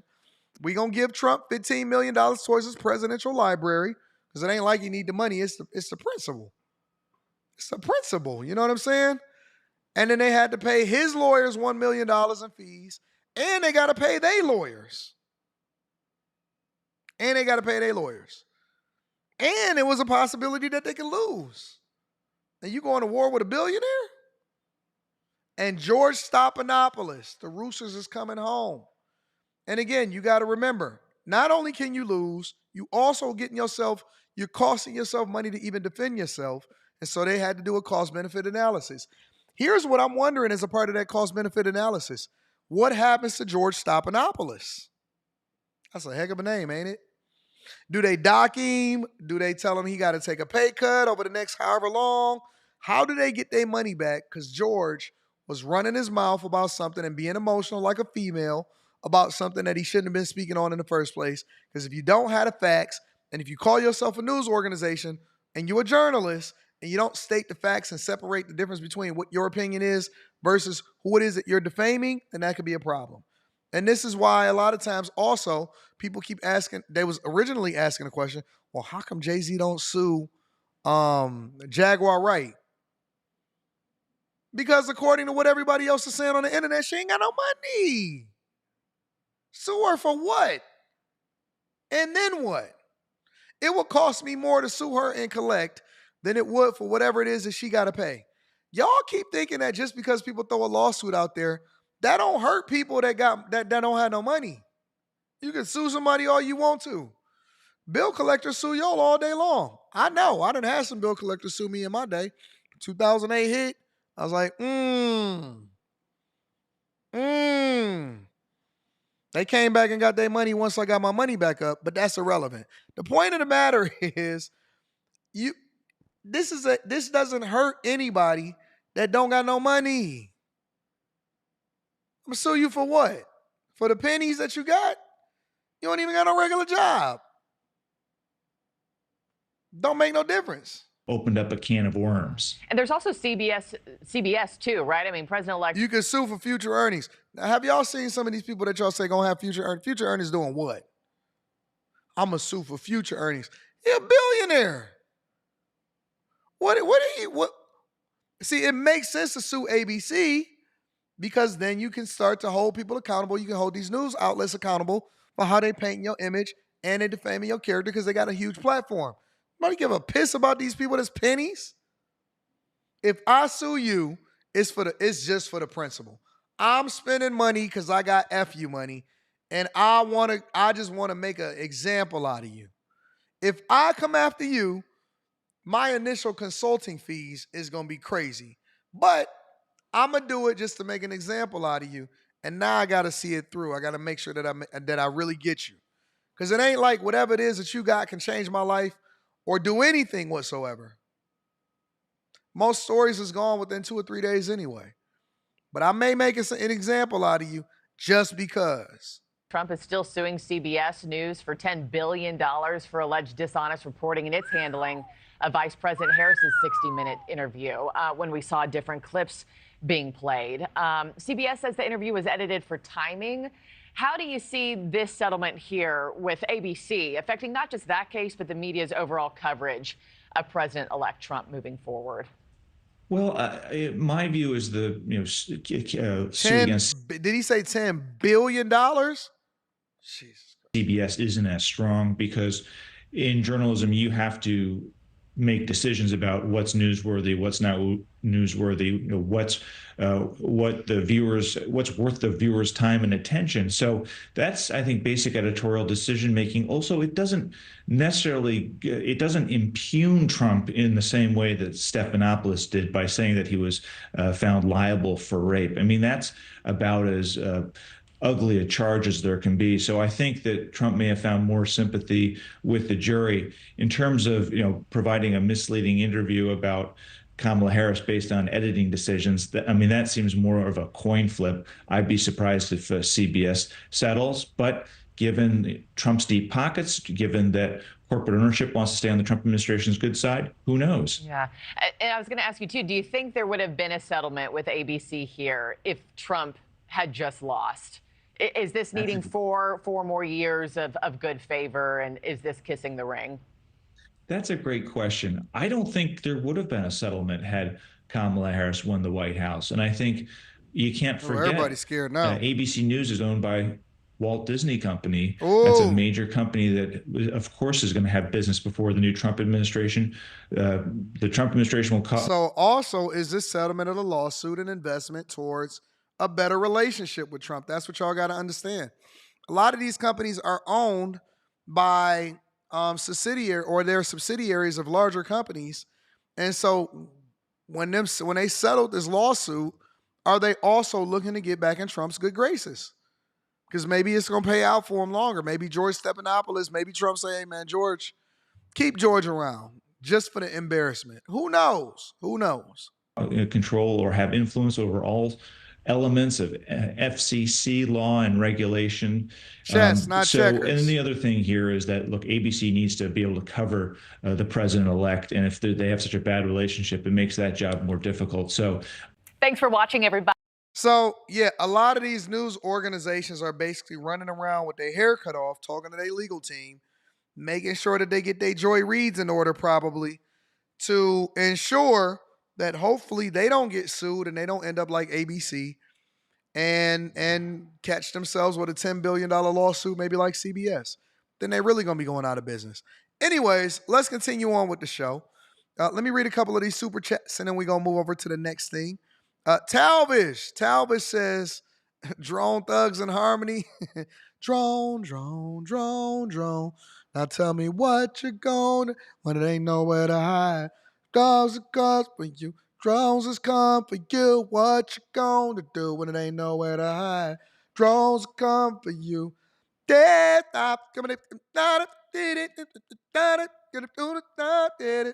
And I'm gonna make everybody. My Uncle Charles, y'all. Let's continue on with the show. Shout out to Talvish. I appreciate you for the super chat, big dog. All right.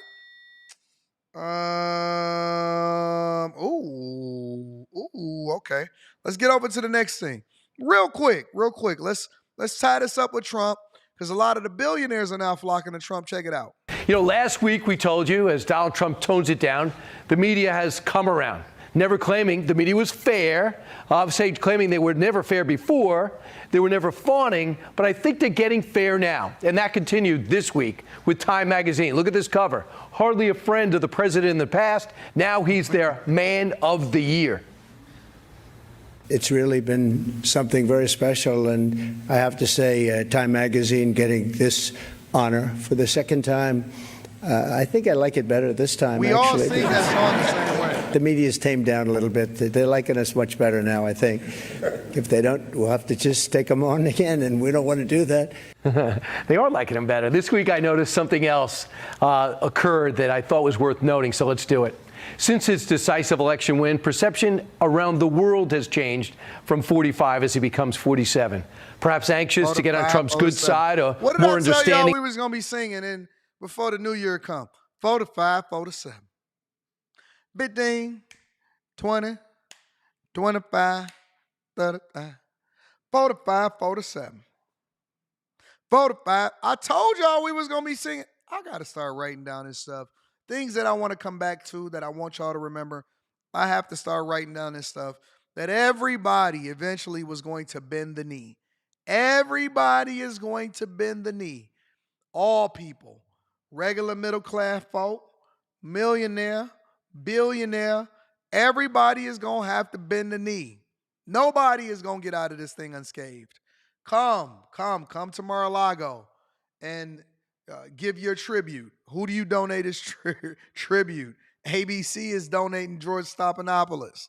Of the Trump way this time. They apparently are all aboard already regardless.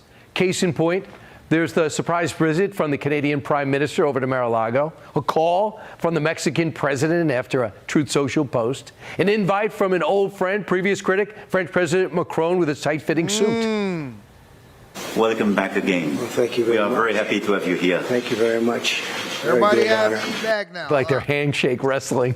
Ukrainian President Vladimir Zelensky is always by the president's side, always quick to make a call. They're getting along. What about that royal handshake with Prince William? I never thought they were friends, but they seem to be friendly now. And of course, who could forget the first foreign visitor, the president of Argentina, Javier Milei, perhaps the only world leader with more interesting hair than President Trump. World leaders and American billionaires are lining up, eager to be with Trump. I'll give you an example. You got Meta's Mark Zuckerberg with his new hairstyle, not pictured there, putting up $1 million to make his inaugural great again. But Jeff Bezos is also donating $1 million. I read that. I didn't think that would be a story on its own. But I was reading that over the weekend and late last week, where Jeff Bezos, who, by the way, Washington Post, he told the Washington Post, do not endorse a candidate for president of the United States of America. We need to bring back journalistic integrity. Journalistic integrity. Because the organization was set to endorse Kamala Harris, which would have been a horrible move. And Jeff Bezos put a stop to that immediately. And then he said, you know what? He did an interview, said, I could help Trump. Let me go ahead and help out. And then they gave $1 million to Trump's inaugural fund. So while Kamala Harris's campaign is still raising money to cover that $20 million deficit that they had, Bezos and Zuckerberg is Look at this nonsense. Let me show y'all something. Hold on, give me a second. I got to show this. Hold on one sec. I got to show this. I every once in a while I come and check it out to see what I can find out here in these streets. But I got to show this one. Give me a second. This is Kamala Harris's website. We're going to get to her shortly because I know she's going to be running. Well, they saying that she's going to be running for governor in California. They still trying to plug that hole, baby. Every little bit counts. Now, they did change it. They changed the $47 donation because they thought she was going to be president of the United States of America, or at least that's what they were selling. But do you know that they still raising money? Who is this? Hello? Master's calling. Hey, how you doing, Mike? Can you call me back in about an hour? All right, thanks. Mike decided that he wanted to call me midday while I was in my show. Mike, you know better than that. You know better than that. But they still saying that the fight continues. What a handful of state and Senate House races still too close to call. We keeping our organizers and volunteers on the ground in those states to see this election across the finish line. If you're able to donate to the Harris Fight Fund, to ensure we have the resources to elect Democrats down the ticket ready to hold the Trump administration accountable, this is what you can donate. Jeez. And I can do a reoccurring monthly? Nah. Harris Fight Fund, huh?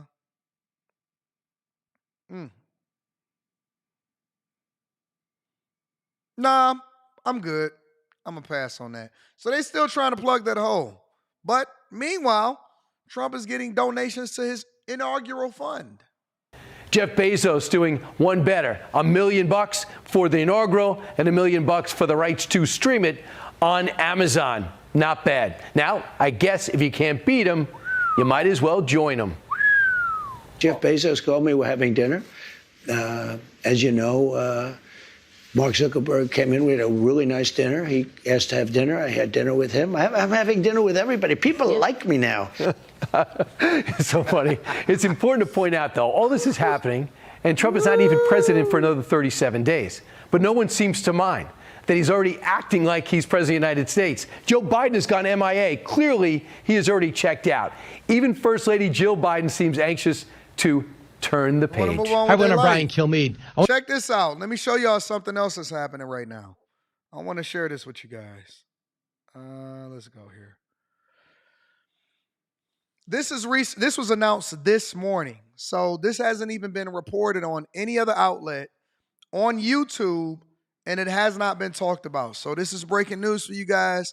According to the Wall Street Journal and several other outlets, Trump and the SoftBank CEO is announcing a $100 billion investment in the United States of America before he ever even takes office. All right? Let me give you a little bit of the details. It goes on to say how Trump and SoftBank Group CEO are set to jointly announce on Monday that the company is planning to invest $100 billion in U.S. projects over the next 4 years. According to a person involved in the event, as the president-elect seeks to project enthusiasm in his return to power. Okay? It says the Japanese internet and telecommunications giant estimates that its U.S.-based investments will create 100,000 jobs, focus on artificial intelligence and emerging technologies. It plans to complete the work before Trump leaves office in 2029. That sounds crazy. I had to re-repeat that like that. 2029. Oh, yeah, 2029. Trump and son, who is the CEO of SoftBank, scheduled to appear together at Mar-a-Lago, Trump's private Florida club. And then it says it's unclear how SoftBank intends to fund the commitment. The global tech investor has roughly $30 billion of cash on hand. The commitment is a boon for the incoming Republican president, who made rejuvenating the economy a centerpiece of his presidential campaign and has said he is prepared to move swiftly on this agenda upon taking office next month. Last week, Trump said that any company that invests $1 billion or more in the U.S. will receive fast-track permitting, meaning you ain't got to be held up. Ain't no more red tape. Let's get to this money. The $100 billion is double what Sun pledged to invest in startups following a meeting with Trump in December 2016, just after Trump's first successful White House bid. Anything else to make up? Let me see. More recently, they've been eager to pump money into AI, a sector that he has for years been predicting as ripe for investment.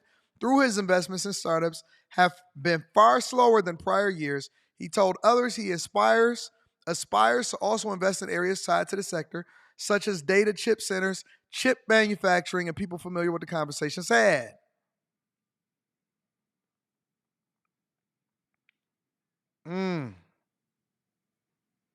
So everybody is flocking to have a conversation with Trump, and everybody is looking to get in and be his friend. Everybody is looking to get in and be his friend all of a sudden. Isn't that ironic? I believe, how does this affect you? I believe that in order for us to truly take advantage of the incoming wave of investment in the technology sector that is about to happen, you guys have to. The greatest investment that you can make is into yourself. The greatest investment that you can make is into yourself. Do not keep waiting or look. Y'all got to stop just going for the lowest hanging fruit. You got to stop going for the stimulus checks. You got to stop going for just a job listen, nothing wrong with a job doing whatever it is that you're doing legally. But I would like for us to start thinking bigger, being opportunistic, preparing ourselves and our children for the next wave and the next opportunities that is going to come. There is so much money that is going to be available for the people that know. If you know, you know. It is so much money that is available. You got to start putting money into yourself and stop only doing boot camps or just certificates. And those is cool too. But go for the biggest bags. Go and get fully educated. Go through the years of schooling that will then allow for you to be able to provide for your family for the rest of your life. There is so much money available. So many bags. It's doctors that are now moving over to only being concierge, doing a concierge practice. They're not even accepting money from insurance companies no more because they going more along with having a smaller client base that is basically paying them on a yearly or a monthly basis to be a personalized doctor. That is a new business concept that then plays on a traditional mindset that aligns with what you would usually do if you go into the medical field. It is so much money. I was talking to Rita this weekend, and I was saying that, I'm leaving corporate America, and we kind of planning for 2025, not just from a business perspective, but also just looking at all of the different benefits that will be going away, leaving alone the corporate bag, and, as far as like the healthcare coverage and stuff like that. And I said, you know what? I think I want to do a concierge service. And she said, what is that? I said, the concierge service is basically, instead of you going with a traditional plan and then you got to get a doctor, whether it's in network, out of network, and you buy an insurance that way. I said, why don't we have a concierge doctor? A doctor that actually comes to your house do house visits, to do whatever checkups and blood work, and you can call them if you say, like, they're your personalized doctor. You know what I'm saying? Why wouldn't I have a concierge doctor to attend and deal with anything family related? That's a play. And then we started minding, such and such, this doctor, they said that they was getting. It's a whole lot of ways to make money. It's a whole lot of ways to get a bag. It's a lot of ways to get a bag. You don't have to just be a call center rep. And it's cool if you're a call center rep. It's cool if you're a call center rep. I'm not tripping. But I'm saying, well, you know what? Let me stop. I don't want to get there, because then you're gonna say I'm job shaming or some crap like that. Let me read some of these super chats. for the people that actually want to get to the bag. I wish Trump would just sue LeBron for his IG post and make an example of these social media justice war. Nah, you can't do that. I don't want that. I don't want that because, listen, I do want freedom of speech and stuff. And people can have their opinion. But when you are a media or a news organization and you're saying something is fact when it's not, that's when you have to be held accountable for what you're saying. I don't want that. Everybody should have their opinion. Now, I don't even really care for LeBron's takes. Now, Joy Reid is going to get fired. Trump needs to stick it to the View. No, we like the View. We like to see our lunch ladies. The View got those apology letters on standby now. They keep a ton of them, don't they? Kayla says cybersecurity over accounting CPA credentials. Forsaken Archive says we need you to sing a Bone Thug song every day like you do the prayer. No, I'm not doing it. I don't know what I'm going to do when I'm going to do it. Brinston Ladd says, I have 10 cents for a Kamala Harris donation. I'm trying to see what she'll do for it. Nothing. Throw it back in your face. Sasi says, Anton, what's going on? What do you know about house hacking? I'm being told it's the best way to get into real estate investments. In what way? House hacking from what perspective? What do you mean by house hacking? Are you saying that you are going to buy a triplex or a duplex and then live in one unit and rent out the rest of them? I think it's fine. I think it's fine. I don't think y'all should be looking at it from the perspective of I want to break into the real estate game. I think that you have to tailor your real estate strategy, A, for what you want to do long term, but B, based off of what your current circumstance and what your budget is today. For example, you could say, well, house hacking. Well, you also got to take into consideration whether you got a family. You got a family, you got kids, you got a wife. Does she work? What does that look like? How long do you plan on being there? Are you looking to finance it? Which way are you looking to finance? Are you putting 3.5% down? You're going to put 20% down? What city that you live in? What is the long-term investment? I wouldn't suggest y'all invest in New York. Get out of California. You know what I'm saying? So it's so many more details and criteria that you got to go over. House hacking is fine. House hacking is fine because basically what you're doing is you're creating an environment where you're limiting the amount of money that you have to spend on your own mortgage because you have other people that are paying a bunch of it. But I know somebody that house hacked and then they had a couple vacancies or they had to spend a bunch of money, upgrading because the property wasn't necessarily up to standard. So they had to put so much money up front and stuff. So it depends on the property. It depends on the circumstance. It depends on the situation. It's not as simple as just saying, oh, I'm about to buy a duplex and I'm about to house hack. You know what I'm saying? So you got to look at the context. But I think it's fine. Anything is fine if you do it the right way and you do enough research. Anike Budget says, thank you for this year and all of the guidance in 2024 debt-free and moving up in 2020. Let me give you a round of applause for that. With all of the knowledge from the Patreon, see you grateful for finding a channel 4 years ago. Bag Chasers. We got the greatest Patreon in the world. Let me see how many chasers I got. Let me see something. Let me look that up real quick. I got to see how many chasers we looking at. 12-7. 12-7. 12-7-11 is how many chasers we got. 12-7-11 is how many chasers we got. We going to run it up, y'all. We getting to it. We running it up and we getting to it. Shout out to all of the new bag chasers. Don't be the last run to the bowl. Don't be the last one to get that bag. You know what I'm saying? Shout out to Anike Budgets. A.R. Smitty says, meeting the chasers in person hit different. The lady who called you a virgin on stage was a whole demon, though. You talking about A-Red? Oh, me and A-Red, we not done. We going to be working together. She said, you was probably a virgin when you got married. I said, I absolutely was. Saved, sanctified, filled with the Holy Ghost. I'll take that. God bless me. They thought it was going to work out that other way. They thought I was going to try to prove myself to them. Antonio Watkins was there. He said, shout out to all of the chasers I met. It's always good to be around other good people. Tyne and Rita, thank you for always being authentic. I love you, big dog. Shout out to my chasers in the building, came through. Make sure y'all tap into the Patreon. Link is in the description. Just posted the new update for Block Club. It's going to be incredible. It's going to be dope. All right? But we got to move on with the show. All right? Cam. Oh, y'all thought she was going away. The question that we have to ask ourselves, okay? The question that we have to ask ourselves is, what is the next move for the Democrats? What's the next play? Because she been making her rounds, her, Obama, Biden. They've been speaking at Democratic, whatever. They've been making their rounds. Shout out to Tone or Tonio. I'm going to read that super chat shortly. And they've been popping up. And they've been saying that they're going to pull up. They're going to pull up. They have. I'll give you an example. Before we get into Cam's talk and Joe Biden and all of that and what they were saying, I'll give you an example. So, for example, her team has been putting out feelers.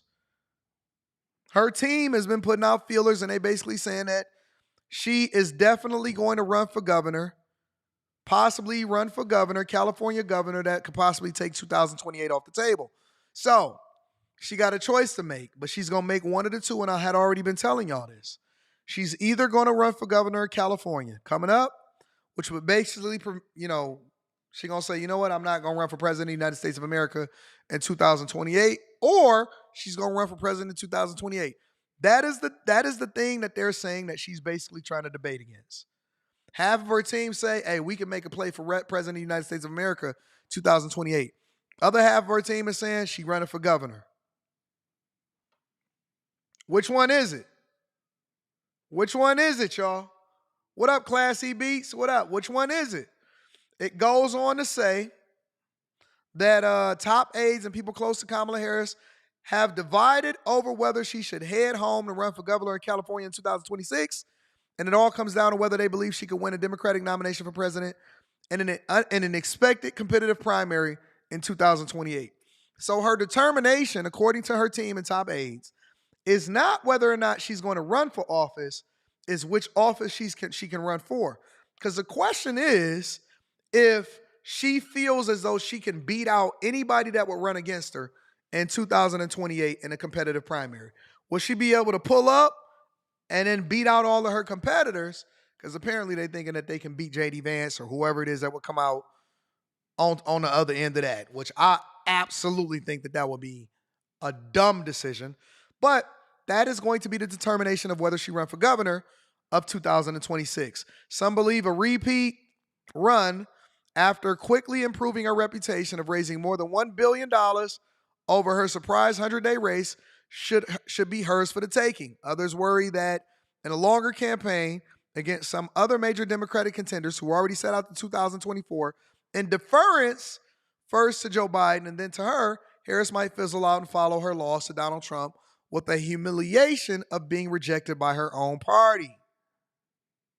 The governor's race, meanwhile, looks like a layup to her, which I personally believe, and this is my prediction, I believe Kamala Harris is going to run for governor of California in 2026 because it is much more likely a sure layup for her because, again, she won California, and more importantly, people in California love pain. They love to suffer. They love to go through humiliation rituals. And who says that she can't win in the footsteps of Gavin Newsom? Who says that she can't win in the footsteps of Gavin Newsom? Goes on to say that Harris was elected statewide 3 times and served 10 years combined as state attorney general and U.S. senator. And when asked by CNN and several major candidates made clear either directly or through aides, they would likely step aside if she got in. So if she decides to run for governor of California, people going to get out the way. But if she run for president in 2028, might be a little bit more competitive. So basically, they saying to take the thing, more sure thing, because nothing is sure, but they're saying to take the more sure thing and running for governor of California in 2026 in the midterm, okay? So that, I believe, is going to be the place. So all of my California viewers, look forward to being replaced from Gavin Newsom over to Kamala Harris. That's my prediction, all right? But her and Biden is basically telling donors, don't go nowhere. We need your money. Let me go ahead and fast forward to when Kamala Harris decided to get up on the stage and she wanted to have a conversation with the people. Let me see her speech. See if we being unburdened. I haven't seen the speech yet, so let's go there. Good evening.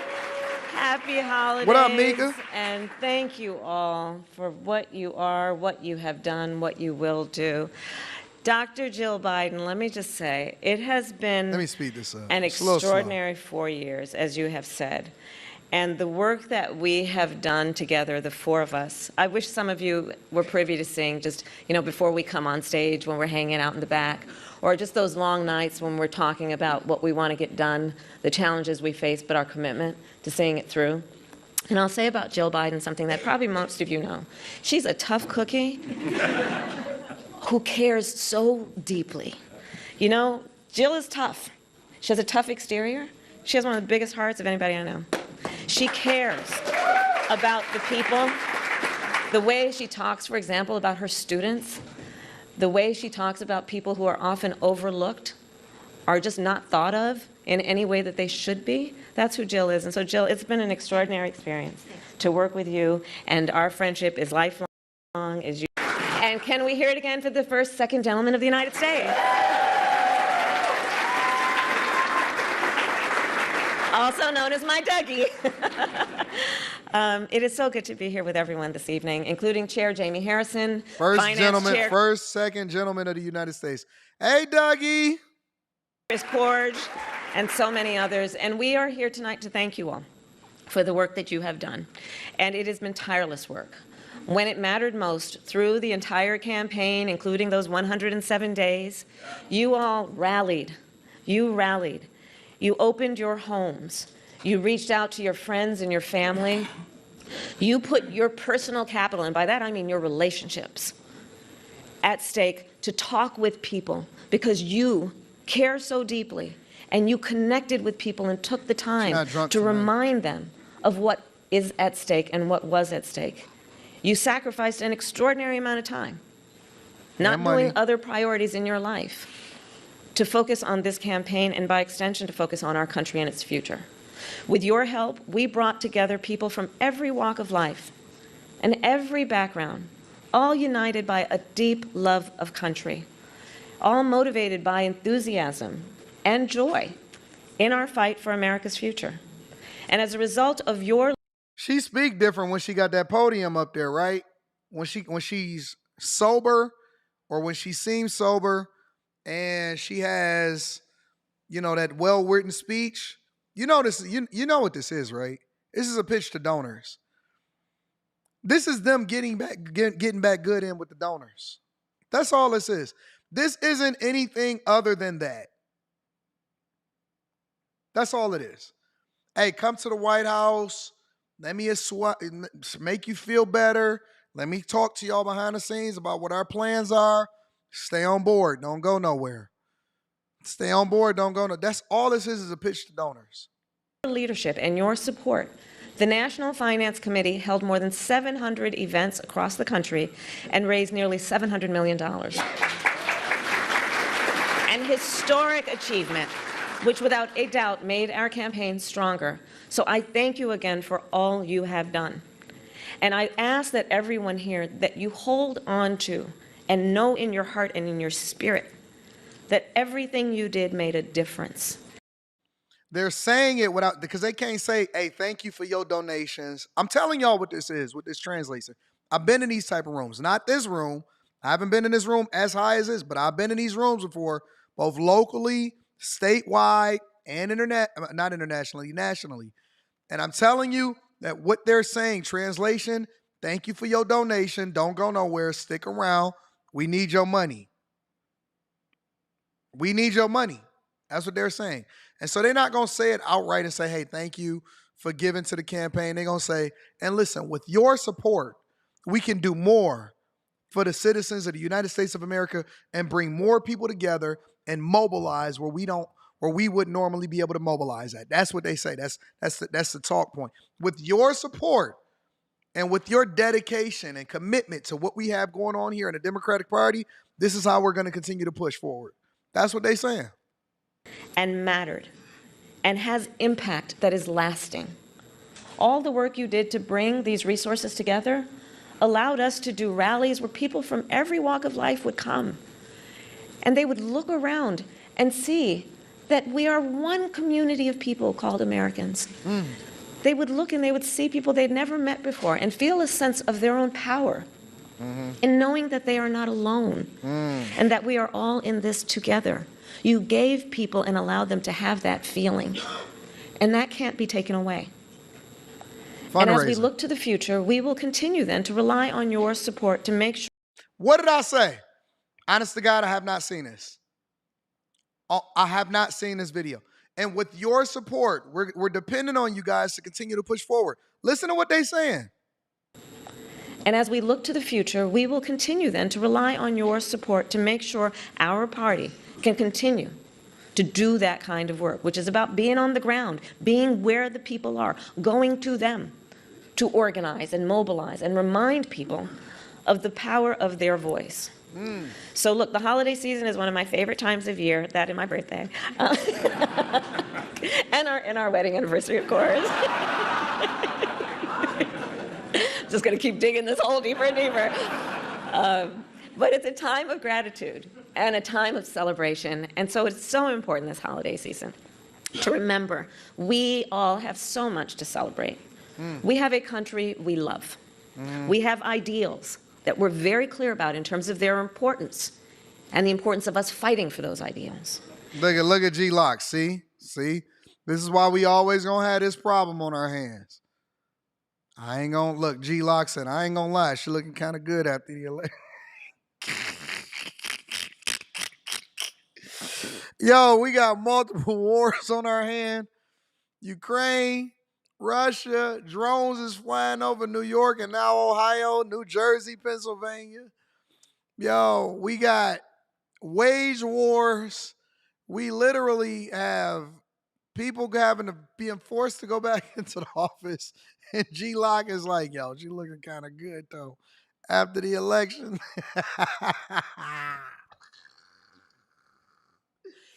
Hey, at the end of the day, it only come back down to two things for most men. Moolah and mucha. Moolah and mucha. They like, hey, man, but listen, I don't know what you talking about, Anton. I take that.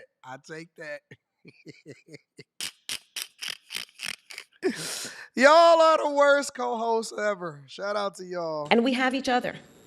And our work is about being intentional, about building community. Our work is about being intentional, about building coalitions. Our work is fueled by our knowledge that the vast majority of us have so much more in common than what separates us. We who understand that she's still saying that same speech? Oh, come on, baby. We are all in this together. We who, as I like to say, look in the face of a stranger and see a neighbor. That's how we do our work. Okay. And we who know that the true measure of the strength of a leader is not based on who you beat down, it's based on who you lift up. Yep, I heard that speech. Going to the well.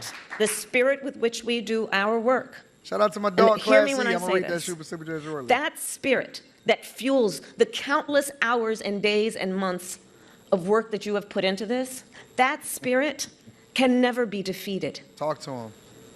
Our spirit is not defeated. We are not defeated. Let's be clear about that. Yes, ma'am. We are strong.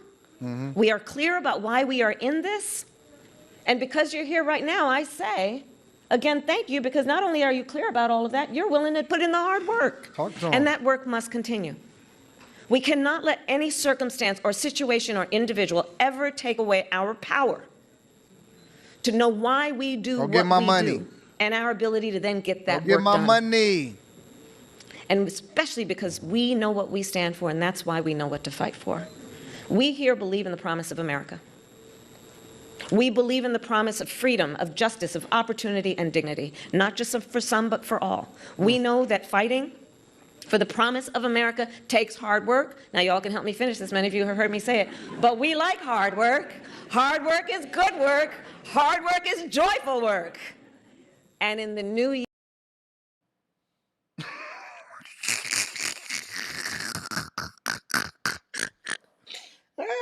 I'm not sure anybody joined.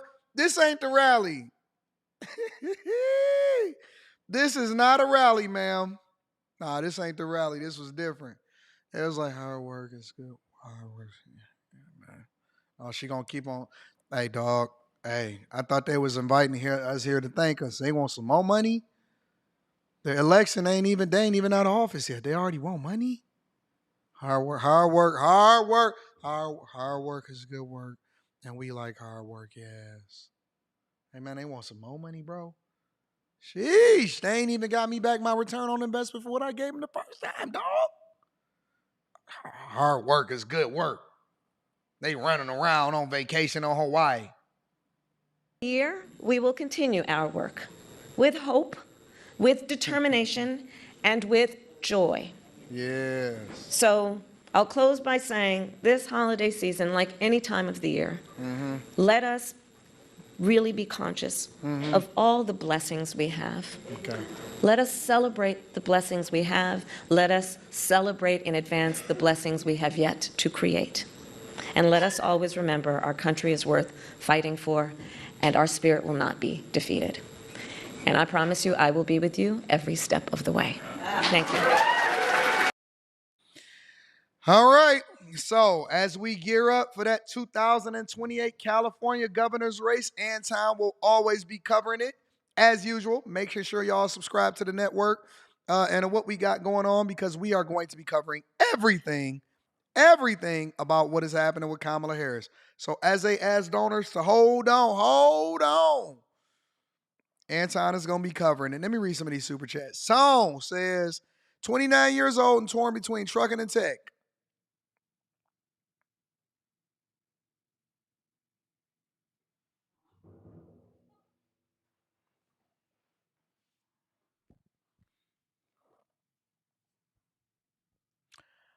I'm going to make this very, very easy for you. I'm not even going to try to convince you. I'm going to just tell you the truth.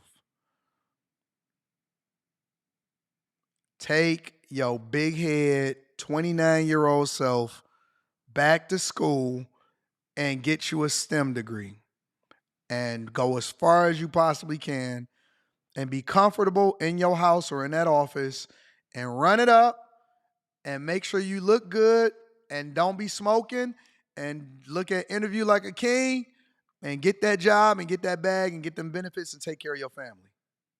Ain't nothing wrong with trucking. Shout out to my truckers. I love my truckers. Y'all know I shout out y'all. I've been shouting y'all out for years. But I'm trying to tell you, big dog, you want to be chasing lot lizards or you want to be chilling in the crib? You want to be chasing lot lizards or you want to be at the forefront of a tech movement and be talking about artificial intelligence? You want to go into cloud infrastructure or you want to be chasing chicks out here talking about, can I get in your truck? Can I get a ride? Yes, I agree with that too. More knowledge. More knowledge. That is a phenomenal one. More knowledge. Go be a nurse. We need more male nurses to go and get that bag. Don't get caught up in the name and all of that stuff. Go be a nurse. Go be a cloud infrastructure engineer. Go be a cybersecurity professional. Go get your bag. And don't just go into computer science as a blanket degree. Specialize in something. Specialize in something. Come on, man. Come on, bro. Come on, trust me. It'll be the best decision that you ever make in your entire life. Go be a nurse. Go get educated. I want everybody in here to go get educated. Debt Free Dad Attorney Reactions in the building. Shout out to my dog, Debt Free Dad Attorney Reactions. Says 100 AD education is important. Becoming an attorney allowed me to get into corporate to provide for my family.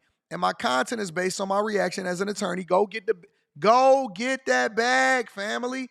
And then you can leverage what your profession is to give a unique take or to get into other businesses that would then generate even more revenue. It's so much money. You know, even with me leaving corporate America on the 31st, do you know? Let me call my manager.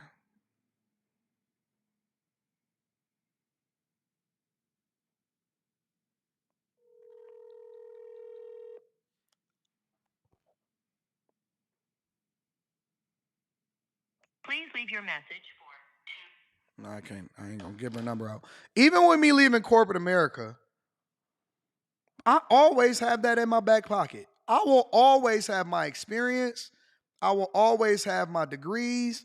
I will always have my ability. No matter what, if I just feel like tomorrow, you know what? Maybe I'll change my resume and update my LinkedIn. If I just feel like tomorrow going to go and get a UX, UI, software engineer, anything that I want to do, go and be in a director somewhere, I can go and do that. I can go and do that. I can go and get a bag tomorrow just because I feel like it. Now, I may not be interested in it because I don't want to bog down my day with that extra or, going into the office and all of that. But that's always in my back pocket. No matter what, that is in my back pocket. It's always going to be in my back pocket. That is absolutely great advice. Let me read a few more super chats, and then we're going to get into the next part of the show. Antonio Watkins says, do I really need a profile picture? Do I really need a profile picture? No. Do I really need a profile picture? Messi was really on my head about it. Yes, you should get a profile picture. I would suggest and advocate to everybody to be more professional by getting a profile picture. And try not to be some stupid profile picture of y'all in front of some rims doing like this. Like, come on, man. We too old for that. We are too old for that. All right? Shout out to Antonio Watkins. DJ Ace Production says, good to meet you and the Chasers. Met some cool individuals. If I missed you, hope to see you at the next event. Yep, and we doing the next meetup soon. Mr. Guap says, Cam want to collect tithing offerings so badly. And Anton, I feel you. Either way, that loss will hurt. Mr. Joe says, I think she's going to win CA. They love incompetence. I think she could win California too. Shout out to my girl Mika says, that girl good, woman master finessers. We love her. My dog, Class E Beats in the building. Shout out to Class E Beats. She says, get them likes up, by the way. Get the likes up, by the way. She about to work out of Cadillac. Oh, man. Kamala, how much is Joy going for these days? Mika says, 80, 2025 Millionaire Morning Show. Now let's get to the weather with Mika. I'm about to fly Mika to Detroit. She going to be doing the weather. Mika's going to be my weather girl, y'all. Y'all heard her. You heard her say that she going to be doing the weather. Make sure y'all hit a like for the algorithm, subscribe to the channel, and turn on your notifications. What up, Slimmy? Slimmy was there. All right, y'all, let's continue on with the show. So, Chicago. You know I ain't forget about y'all, right? Y'all thought that I forgot about y'all, Chicago? I didn't forget about Chicago. In about an hour, Chicago will be voting on their updated 2025 budget, in which they were projected to have a $942 million budget deficit. $942 million budget deficit.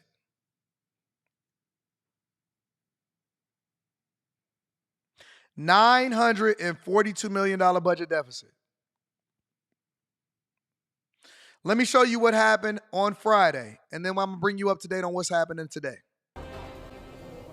Hi, Dina and Pat. A lot has just unfolded within the last 20 or 30 minutes or so. As you can see, we are inside of the City Council chambers. Today's meeting was expected to begin at 10 o'clock. It actually started about 30 minutes late. And as you can see behind me, City Council chambers are empty right now. And that's because this meeting has already ended after a motion passed 32-16 to recess the meeting until Monday at 1 p.m. Again, today a vote was expected to take place regarding the final budget vote for the city's 2025 budget.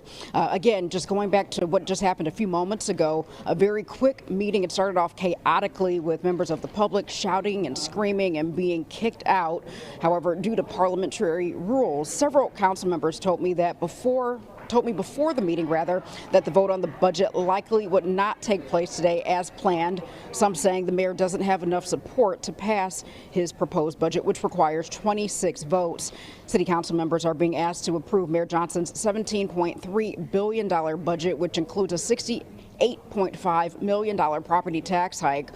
One of the mayor's biggest challenges right now is getting enough aldermen to agree to that tax increase. Along with his proposed boost in property taxes, Johnson has also suggested a rise in some fees and services amounting to $165.5 million. That increase would affect streaming and cable TV services and the cost of plastic bags and store checkouts. And now, let me make sure that I help y'all to understand something about this budget, because I don't want you to just look at it on the surface and say, okay, well, that's how much money that they're going to generate.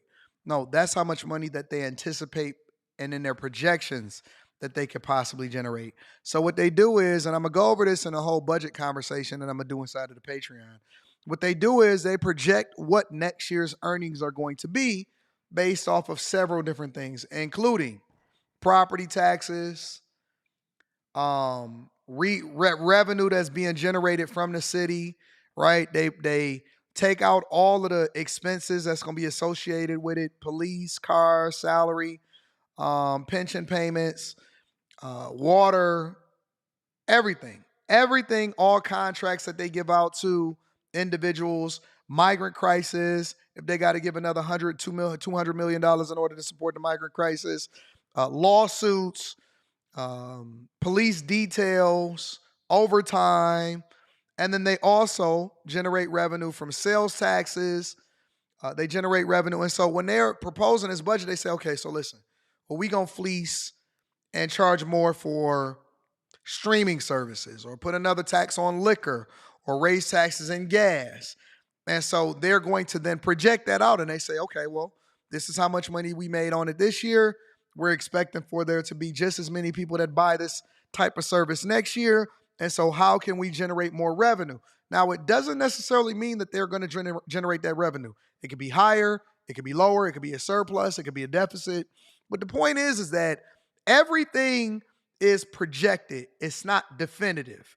Everything is projected, not definitive, okay?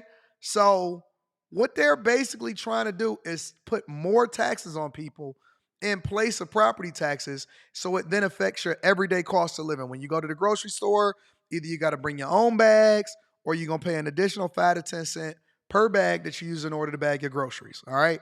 That is what they're trying to do. It's not just black and white.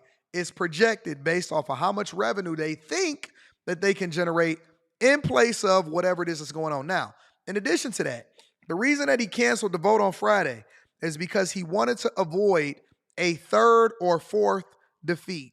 He wanted to avoid being struck down again. He knew he didn't have enough votes. He's already been talking to all of the aldermen. All of the aldermen are letting him know that, hey, I'm going to support it, or hey, I'm not going to support it. So what they do is the mayor goes behind the scenes and he drums up support. It's the same thing that happens on the national level. The president goes in, and before he crafts a budget, he talks to all of the different Congress members and sees whether or not he can get this passed through. And so the Congress members behind the scenes let them know, hey, listen, I don't see nothing in this budget that's going on for my state.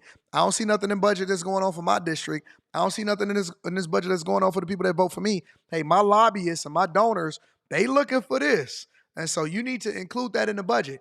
And that's what they then start to call bipartisan agreement, because they have to agree on a budget. And that's why you have different layers of government in place to prevent somebody from having absolute power. So even when they was talking about it during the presidential election, and they were saying Trump is want to be a dictator, he want absolute power, that means that you need to take a civics class. That means that you need to take a civics class. When Joy Reid and all of these stupid Democrats was running around and said there was never going to be another election, and D.L. Hughley and Ricky Smiley, they just talking heads. They don't know anything. They talk. That's it. They don't understand the legislative processes and what's going to happen behind the scenes that would then determine whether or not the military is going to get this type of funding, or determine whether or not your district is going to get extra funding when it comes to infrastructure and roads, or who's going to get jobs invested in over there because of the different companies and the lobbyists that say that they work with this Congress member in order to get certain things passed so that they can get the incentives and the government funding to then participate in developing this particular property over there that makes it worth their while. There's so much that goes on behind the scenes. So even when we talk about legislators, when we talk about a Brandon Johnson as a school teacher that then got promoted to destroy Chicago, I say you have to be a business person first. You have to be a great orator. You have to be able to inspire people. You have to be able to work with people behind the scenes, not just publicly. It's not just saying, hey, we are going to do it or we're not going to do it. It's to help people to understand why we need to do things a certain way that's then going to benefit you, your salary, your family, your culture, your residents, your area, what is going to happen in your section before you ever start to get on the podium and say what you're going to do and what you're not going to do. Being a Republican, being a Democrat, being a legislator, being a politician is more than just what you project. And that is one of the reasons why he canceled the vote, because he knew he didn't have enough support to be able to pass through this horrible budget that he tried to push through, which included a $68 million property tax increase on the people. All right? So let's skip this part and let's go based off of what we think and what is being communicated from the alderman, from the mayor, and amongst all of these different people of what he's going to vote on and whether he's going to get this budget passed this afternoon in roughly an hour. All right? City officials are scheduled to vote on the mayor's revised budget proposal today. They have until the end of the year to approve a budget to avoid a government shutdown. Christine's in the newsroom with the latest. Christine? Well, Dan and Robin, good morning. Sources confirmed to WGN that instead of a property tax hike, the money is reportedly coming from a whole laundry list of areas. We obtained a copy of the letter several Chicago aldermen sent to the mayor late Sunday night. But clearly, when you sit down with the budget and you look for efficiencies, you look for things that can be cut, you look for things that can be trimmed, you find them. We should have started doing this months ago, and here we are with our backs against the wall. Second Ward Alderman Brian Hopkins is one of several Chicago aldermen who sent a letter to Mayor Brandon Johnson late Sunday night in response to his latest budget proposal. They're asking for specific reductions in spending to help balance the budget, like elimination of the office of the vice mayor, which would result in a saving of $432,000, elimination of the office of public safety administration, saving $61.3 million, and removal of the $175 million CTU non-teacher pension payment. The letter is also asking for reconnection with sound. He's not going to eliminate that pension payment. He already said that he committed to that, and he's not removing that. So they can forget it on that type. Because that's just kicking the can down the road, to be honest with you. Thinking the company that provided gunshot detection technology known as ShotSpotter, further investment into the police department, and a finalized contract with firefighters. I think we need more time to continue doing what we did this weekend. They just spent the weekend and found $70 million in reductions. Let's do it next weekend. How do you find $70 million in reductions? Let me ask again for the people in the chat. How do you find $70 million in reductions? Just curious. How do you find that? It just mysteriously showed up? You know, before I ever see any property tax increases from bad spending, I would like to see there be a reduction in salary from the people that is determining how y'all should take a haircut or how much more y'all need to pay.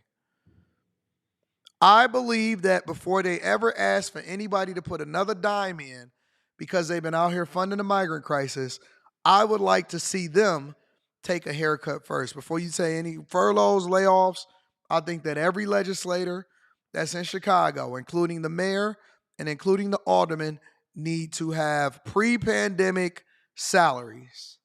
Pre-pandemic salaries.